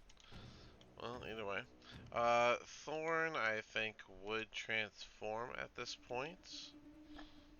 So, let me transform him. 5, 10, 15, 20. He can't reach. Shoot him. Yeah, he has something to shoot with, doesn't he? Yeah, he has his crossbow. His crossbow's crap, but better than nothing. He's gonna go for the crossbow attack. D20, and that does hit the zombie. 1d8 flat, no bonus. 5 damage to the zombie as that bolt actually rips through him. And that brings us to the zombie. I'll read that in just a second. Derby. Oh, you don't have to. It's just for the sanctuary fair thing. enough. Just in case you wanted to look at it. 10, 15, 20. Yeah, it's always specific wording. That's all. Well, he can't really reach anybody else, but he's gonna stop here would be more accurate. That was with a dash though. 5, 10, 15, 20, 5, 10. It's with a dash, and now Sandon, you are up. Sandon's going to. Let's see. He's just going to go ahead and make an attack against the zombie between him and Zeros. Try to get rid of it. Okay. That is a 15 to hit. That does it. Go ahead and do your Does not. damage. This is psychic damage, right? It is psychic damage. That is 8 damage. Alright. Nice. He is still up. Vex comes into play, and you should have that bonus action psychic or side dagger attack. I do, but I'm going to use my bonus action to disengage and get the hell out of Dodge. Alright, other people's problems. 15, 20, and I'll tuck in there. Alright. And that'll be it. 5, 10, 15, 20. That's all he's got. Hold action, I guess. Rosa, you're up. If I do that, I'm gonna hit somebody. All right, I'm just going to throw a ray of frost at the one closest to Derby and Zeros. Okay. 17 on the die. That does hit. Go ahead and do your damage. Oh, it's a full 8 damage. Cold damage. Alright. You will see him get covered in ice, and at the critical point of his neck, you'll see a crack form as he falls apart from the frost. Anything else? I'm going to back up. Fair enough.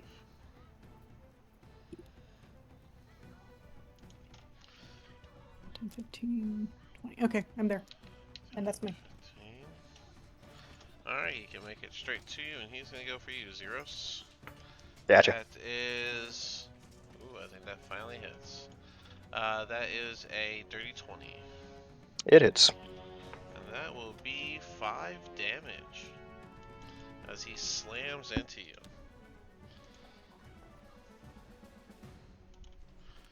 5, 10, Oh wait, I minus the 5 off of Andosius. Oops. 5, 10, 15,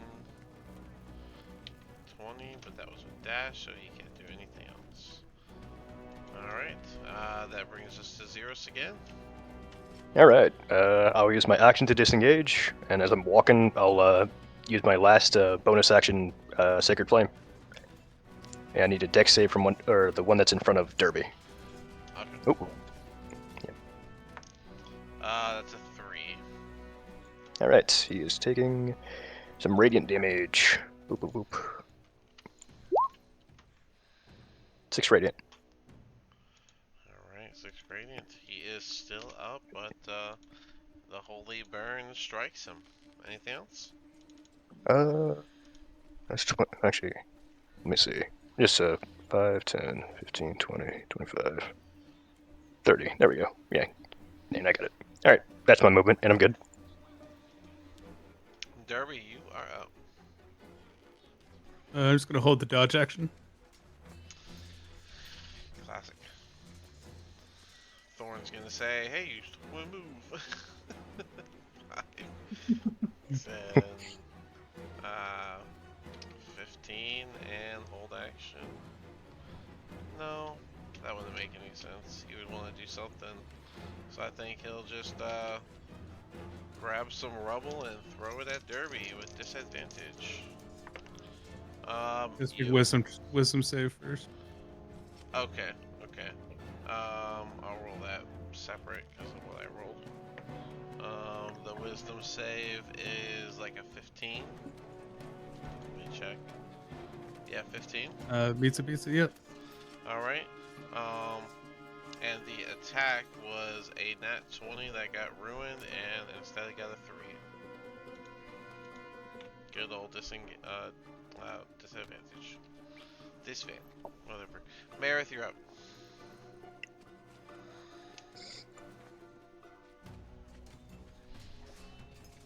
Marith? You might be muted. Oh yeah, sorry. Okay. Um, Meredith is. Let's see here.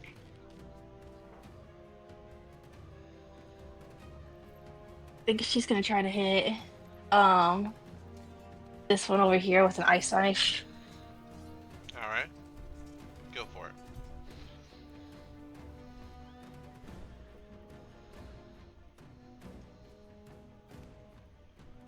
That is a 14. 14 does hit. Give me the initial 1d10 damage. And then guy on the left got 8. Guy that you hit got 16. And guy to the right got a natty 1.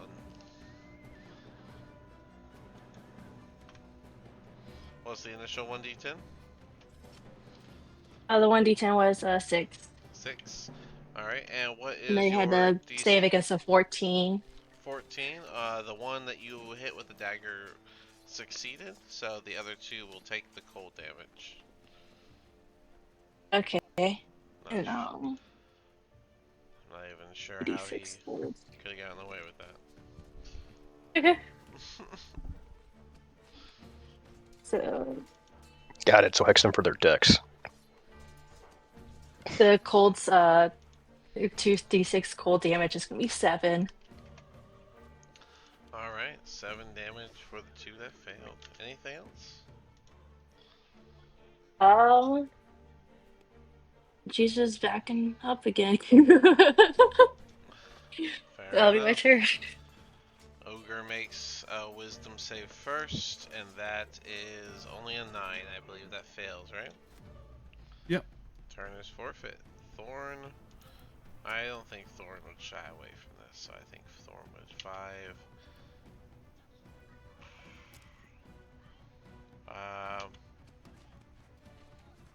15. And then do his werewolf attacks. 1d20. First one hits. I'm gonna do a second one that he can usually do. That one hits too. And so his damage is gonna be 2d6 plus 8.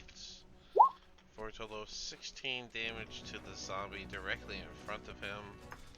That zombie initially goes to fall down, but manages to catch itself and stand back upright.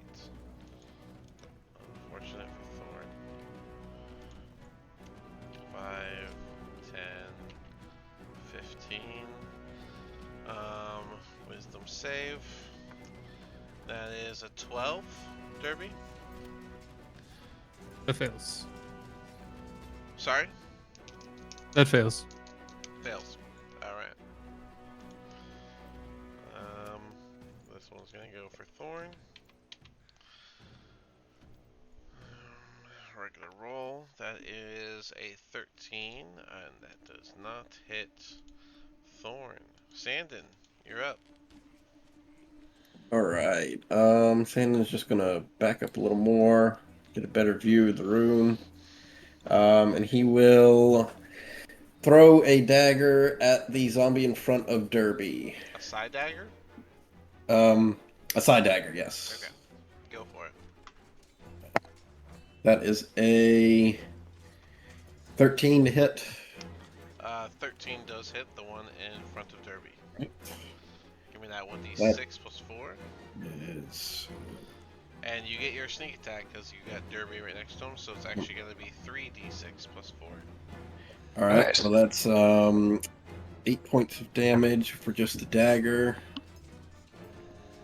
and then 5 more damage for a sneak attack. Alright, so So, 13 damage 13 altogether. damage. A solid stab. Gives you Vex. You now have advantage. Would you like to use your bonus action for the other side dagger attack? I would indeed. Alright, you have advantage this time. Right. That is plus 6. 13 to hit. A 13 does hit. Go ahead and do 1d4 plus 4. That is 7 points of damage. 7 points of psychic damage to the zombie. And that will be... Oh, just enough. He just barely is able to catch himself from falling before standing back upright. Anything else? That'll be my turn. Alright. Coming in for Thorn. And that is a dirty 20. So he gets a slam attack against Thorn. Thorn is in his werewolf state. So he is going to get 7 damage, half down to 4. Rosa, you are up. Alright, I think I'm gonna use this now. I'm gonna chromatic orb. Okay, go wrong. Starting with the guy in front of Derby. And I'll upcast this second level. Okay, you get 2 bounces then. Yep. So the guy directly in front of Derby. Okay, go for it. Ooh, not good. That's a 13. 13 hits. 3d8. I think I get another one because it's upcast, right? A 3 is the upcast. Usually it's 2. Right? I No, might it be says wrong. 3d8. Oh, Yeah. okay, you have 4d8 then. Sorry. Ooh, that's good, and there are doubles.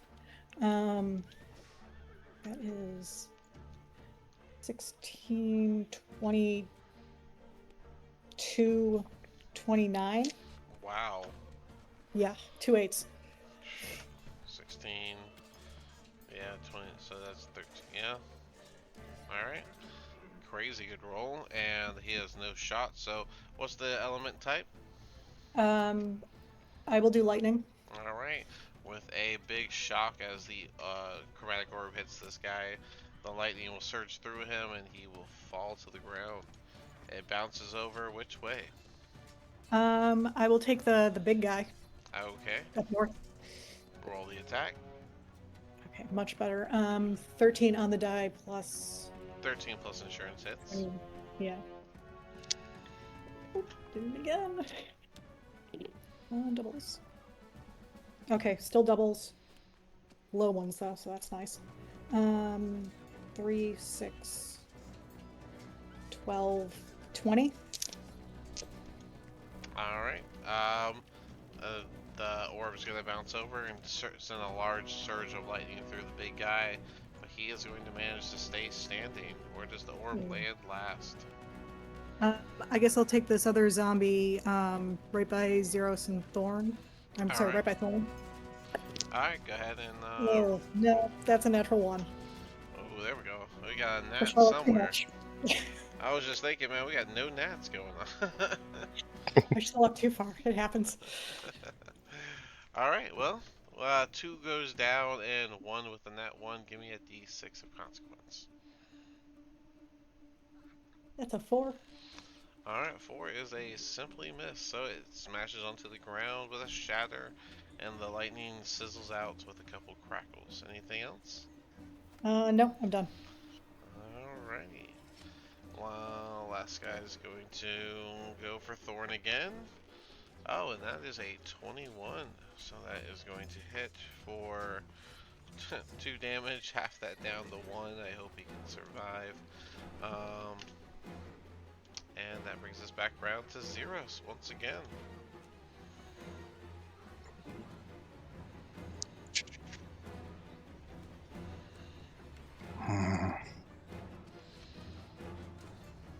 This is probably a bad idea. It's such a trap spell to use too. But I'm gonna try it. I'm gonna try and cast Guiding Bolt at the big ogre. This will be my second spell slot, so I'll be out of spell slots until we can do a short rest, or I use one of my feature thingies. Alright, So. You're standing right there, Zeros, okay? It's a ranged spell, Yeah. you have disadvantage. Oh wait. Oh crap! I didn't realize that. I didn't see this guy up here. Dang. Oh, I'll let you reposition if you wish, because you're under Yeah. level 5, but... Yeah, I'll just move back one, because I could still see the ogre from this angle from here. Okay. Just barely, yeah. Okay. Alright, come on.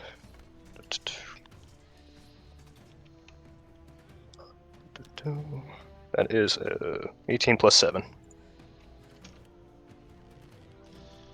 18 plus 7 absolutely hits. Alright, 5d6 of radiant damage. I'll let the thing see. Alright, 12 radiant. 2 1s in there. This is why I should just roll it myself. Goodness. Sorry, quick fix. Alright. Zeros with a 21. I'm sorry, you rolled 12, and it's on the big guy, right? Yeah, it's on the big guy. Radiant damage. Radiant damage. Alright, as that hits him, you're going to see the ogre kind of sizzle from the holy burn on him, and he's going to semi-melt as he falls to the ground. Oh wow. Okay. Anything else? A little bit surprised. No, I think that's my turn. Yeah, I'm good. Derby, you are up. I'll use True Strike and try and punch the one that's to the north. Okay. 18 to hit. 18 absolutely hits.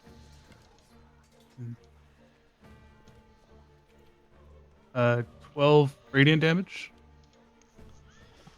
12 radiant damage. Nice. He is still standing, but that burn does look quite critical on him. Cool. I'll ask. I'll basically tell Thorn, I don't know why you want to get hit so much, but I mean, that's fair. I half imagine he would And- just howl in response. What's that? That seems Next fair. time, remind me to not waste my spell slot. 'Cause it'd be nice to have gotten back.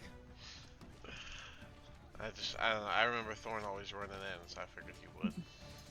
So, Uh, but anything else from Derby? Nope. Cool. There's more zombies on here. You guys hear the door behind you smash open, and with some groans, you can see a pile of ghouls begin to make their way out. Wonderful. Wonderful. Boy. Indeed. Okay. 5, 10. Straight to Rosa. And Rosa, he is going in for, let's start with a claw attack. That's that's a miss. That is 6 on the die. Or 6 total, actually. Alright. With him missing wildly, it's the ogre's turn. 5, 10, 15, 20. Do you still have Sanctuary, Derby? Nope. Alright, well then he is going for you. That is probably a miss with a 15 total. Yeah, that'll miss. Alright, with loud thumps, he makes his way forward towards you and goes to slam, and it's just a little early. Missing and hitting the ground in front of you, bringing us around the Mayrith. Alright. So I am going to try to hit this guy with an ice knife now. You get a nice knife. You get Yeah, everybody gets an ice knife. Alright, All the ice knives. So that is 23 to hit. that does hit. Give me your D10. And then top left got a 15. The one that you hit got a nat 1. The one to the right got a 21. And the one to the south got a 8. So 1 fail, Okay. 1 crit fail, 2 pass. What's the Yeah. 1d10? 1d10 is an 8. Alright. Alright, So he gets hit right in the chest with it, and he turns slightly toward the guy to the south, pretty much guarding accidentally the others. And as it explodes, I need 2d6 for both of them. That's 8. Sorry, 8 altogether. 8 for the ice. All right. The one to the south will take the 8, while the one that has it inside his chest is going to pretty much burst into a bunch of ice that falls and clatters to the ground. Anything else? Mayrith is just gonna start kind of back and forth a little bit. That'll be my turn. Thorn, unaware of whatever else is going on. One hit to the guy directly in front of him. That actually might miss. What's his plus? His claws are, no, 8 is a hit. So 1d6 plus 4 for a total of 8 damage. And the zombie is unable to hold on and falls to the ground as the claws rip through him. And then he'll turn and do a claw attack on the big guy, which an 11 does hit. 1d6 plus 4.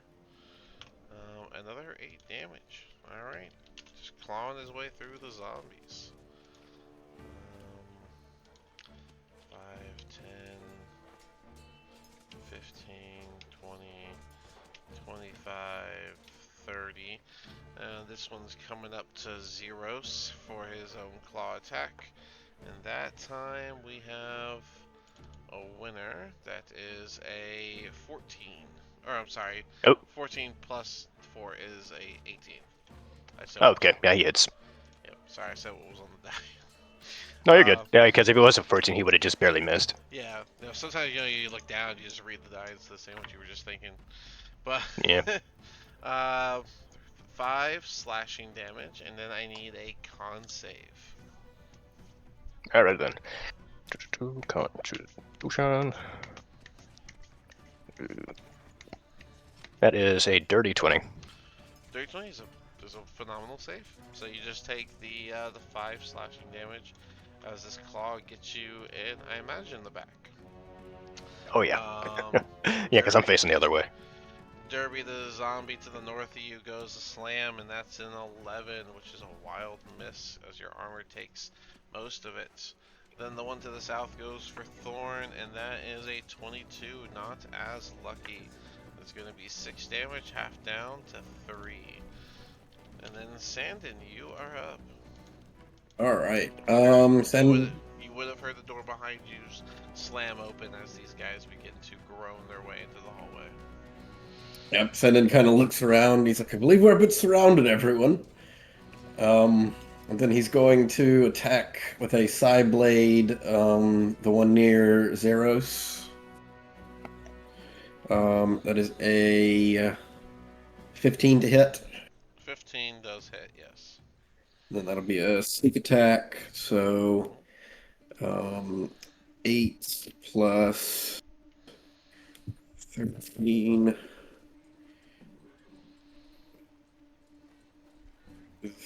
16 damage total with sneak attack. Wow.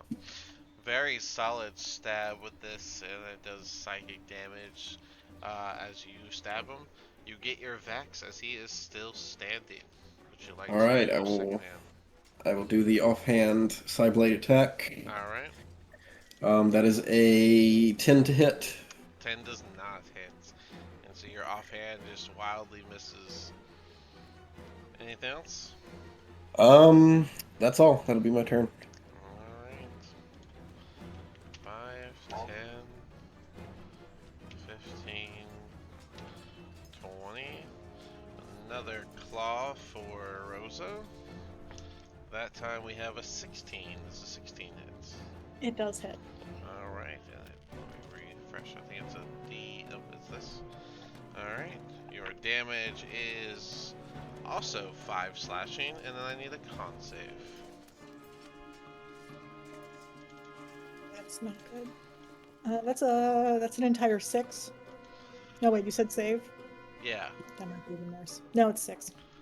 Alright, with a 6, the claw attack leaves you paralyzed. Okay. There it is. Alright, just to make sure it's clear on what that means for you. When you are paralyzed, you are considered incapacitated, automatically fail strength and dex saves. Attack rolls against you have advantage, and any attack that hits is a critical. You essentially statue up and lose motion. The other zombie to the far south is going to go for Thorn, and that is a 19. Thorn is a magnet for these slam attacks as he takes 1 damage, already half down. So, death by 1,000 cuts for him. Rosa, unfortunately paralyzed. Let's see, is there something that can be done, or target can repeat the saving throw at the end of their turn. So, you do lose out on the turn, but you get to make the con save again to try and get rid of this paralysis. Okay. It's a little better. Actually, it's much better. 15. 15 gives you your control back to you. You. Anything else? That would be my turn. Yeah, I guess that's true. 5, 10, 15, 25, coming up to Sandon. That is, wow, that is a dirty 20 for Sandon. Yep, that'll hit. That is going to be 5. Oh, wait, hold on. I think I rolled the wrong thing. I did roll the wrong thing. I need a con save from you, and then I need to roll this, which is 7 slashing damage. It's a 12 on the con save. And you are feeling fine afterwards. Other than the fact that you got a claw mark on your back. I was about to say. 5, 10. Considering you're feeling fine. Feel great, guys. We've just been stabbed. Oh, the last one comes on out and goes for Rosa because it's the only one it can reach at this point. And that is a 6. Look out, he missed. That's gonna bring us back down to zeros. Alright then. Then Rosa is semi-surrounded. Semi. If there was 2 more, then I'd say fully. There's still time. Yeah, who knows, right? I'll go ahead and use my the Rod of the Pact Keeper thing to regain 1 spell slot. Okay, you use an action for that. Yeah, and then I'll use my bonus action and give Rosa took a hit, so let's give Rosa 2d. Let's do a d6 for now. Just one Yep. d6. Yeah, that's- Alright. You get 6 points of health point. Ooh, thank Wow, you. nice. There we go. And that's my turn. That's action and bonus action. Cool. Alright, that brings us back to Derby. You and Thorn frontlining the zombies while the others get wrapped by ghouls. What are we doing? Well, I told him to stay back.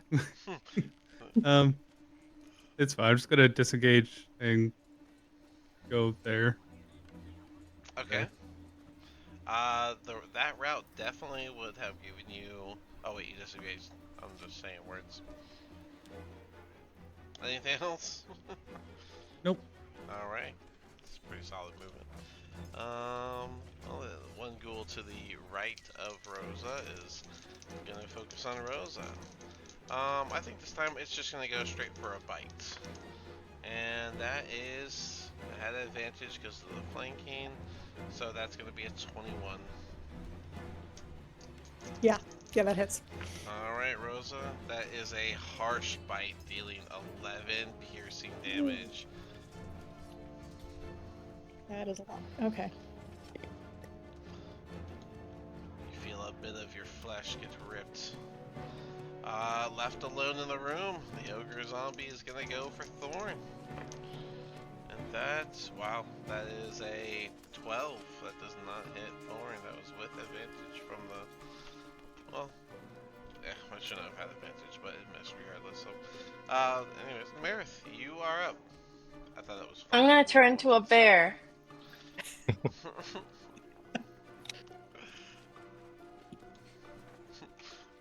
Sorry, the way you said that was kind of funny. Just, I wanna. Alright, because of... I'm gonna put your token in just here. I can't use the other bounds. Save us, bear. Alright,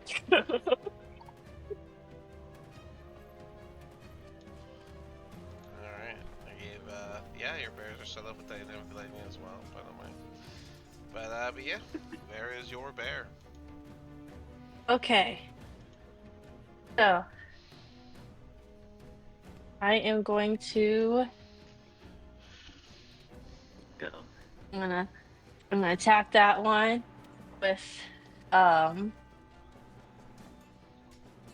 anyway my bite.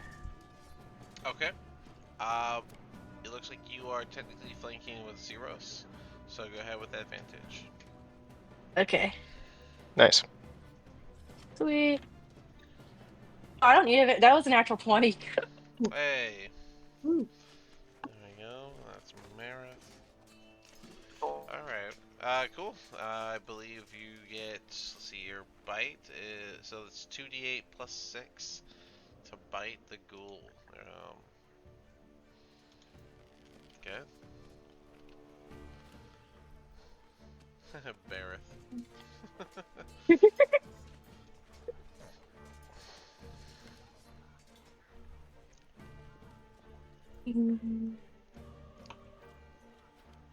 What we got? That's 18. A solid bite into the ghoul. He doesn't fall just yet, and you do have a claw attack as well. I'll do that. Go ahead. That is 15. 15 hits. So as you take a bite and like the upper part of its neck, it doesn't go down yet. You take your claw and you push on it, and you're able to essentially rip it apart, and it collapses to the ground. Sweet. Nice. Anything else? That's it for Barris. Thorn is going to claw attack the big guy first. That's gonna hit, and I think he'll go for the one directly south second. Go. They both hit. I believe he goes a D6. Yeah. Start with D6 for the big guy, and then for the guy south. Alright, so neither one goes down, but harsh claw marks were left behind after both attacks. Alright. That brings us to this one that was attacking Zeros. I don't think he would change course because he's a dumb zombie, so. Actually, let me see. Does he go for Andosius instead? Heads will be yes. It's tails, it's Andosius. Andosius, that is a nat 20 on the bite attack. Okay. Alright, yeah, he already went for the claw. He went for a bite this time. Got the nat 20 and dealt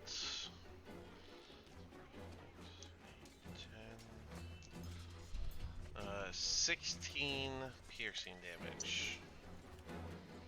Gotcha. Are you still up? Yep. You went for Andosius, right? So yeah, he's still up, just barely. No, I said I was gonna go for Andosius, but I flipped a coin and he landed on you. Oh, okay, never mind. Yep. Nope, I am down. The coin toss picked you, so. Yeah, I'm down.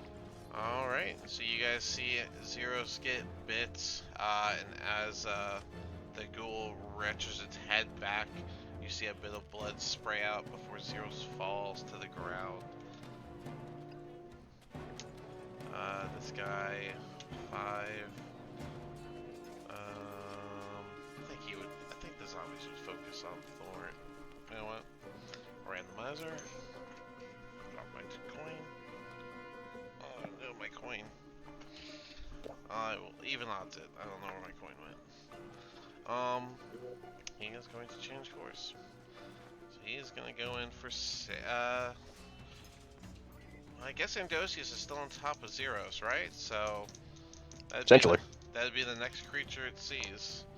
So that is a 22 to attack Andosius.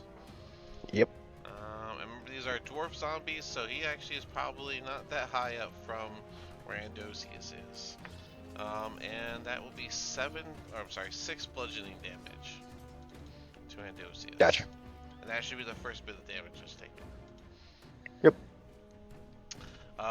The one south of Thorn's gonna go for Thorn, and that is a 5 on the die, or a 5 total.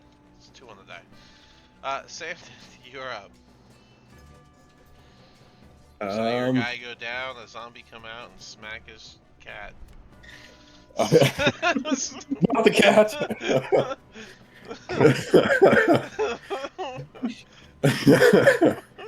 All right. Sandon, I guess, is going to attack the one that just came out and smacked the cat. Go for it. You have advantage. Blade. You get advantage because of Thorn. Okay. That is 12 to hit. 12 does hit. Go ahead and do your damage plus sneak attack. So 3d6 plus. That is 5 plus 4, so 9 plus 3 plus 4. So 16 points. 16 points. Yeah. And so as you stab this zombie, he is going to fall to the ground upon the removal of your dagger. Anything else? I guess I'll use my offhand side blade to attack the one on the other side of Zeros. Alright, advantage with Derby. Nice. Nice little double up there. Good movement by Derby. That is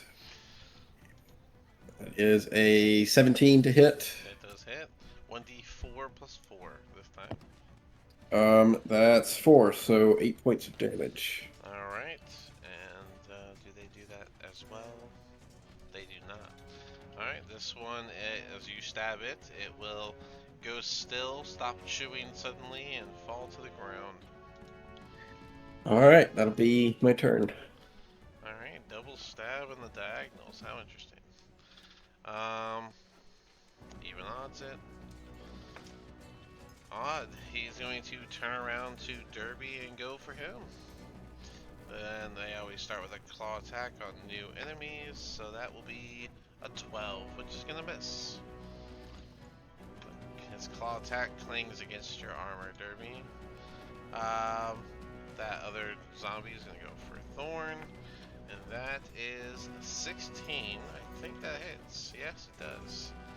And so that will be 6 damage, half down to 3. Rosa, you were up. Alright, it's bad here. I'm gonna disengage. 10, 15. And hide behind Bareth. I like to imagine you crawled under the bear. Let's go with that. That's great. Can I just... Bonus action, is there anything coming up behind us? You can do a perception check if you want. Yeah. Oh no, I don't know anything. I'm good. Alright, Or bad it one. seems cleared, but your adrenaline is pumping. Yeah, it is good. The other ghoul, since you're out of range, would just go for Derby, I guess, in range, and that is actually new enemy for it, so claw attack, so that's 21 for Derby. I think that hits. You shield, why not? Shield, why not? Alright, well then, I guess it does not hit.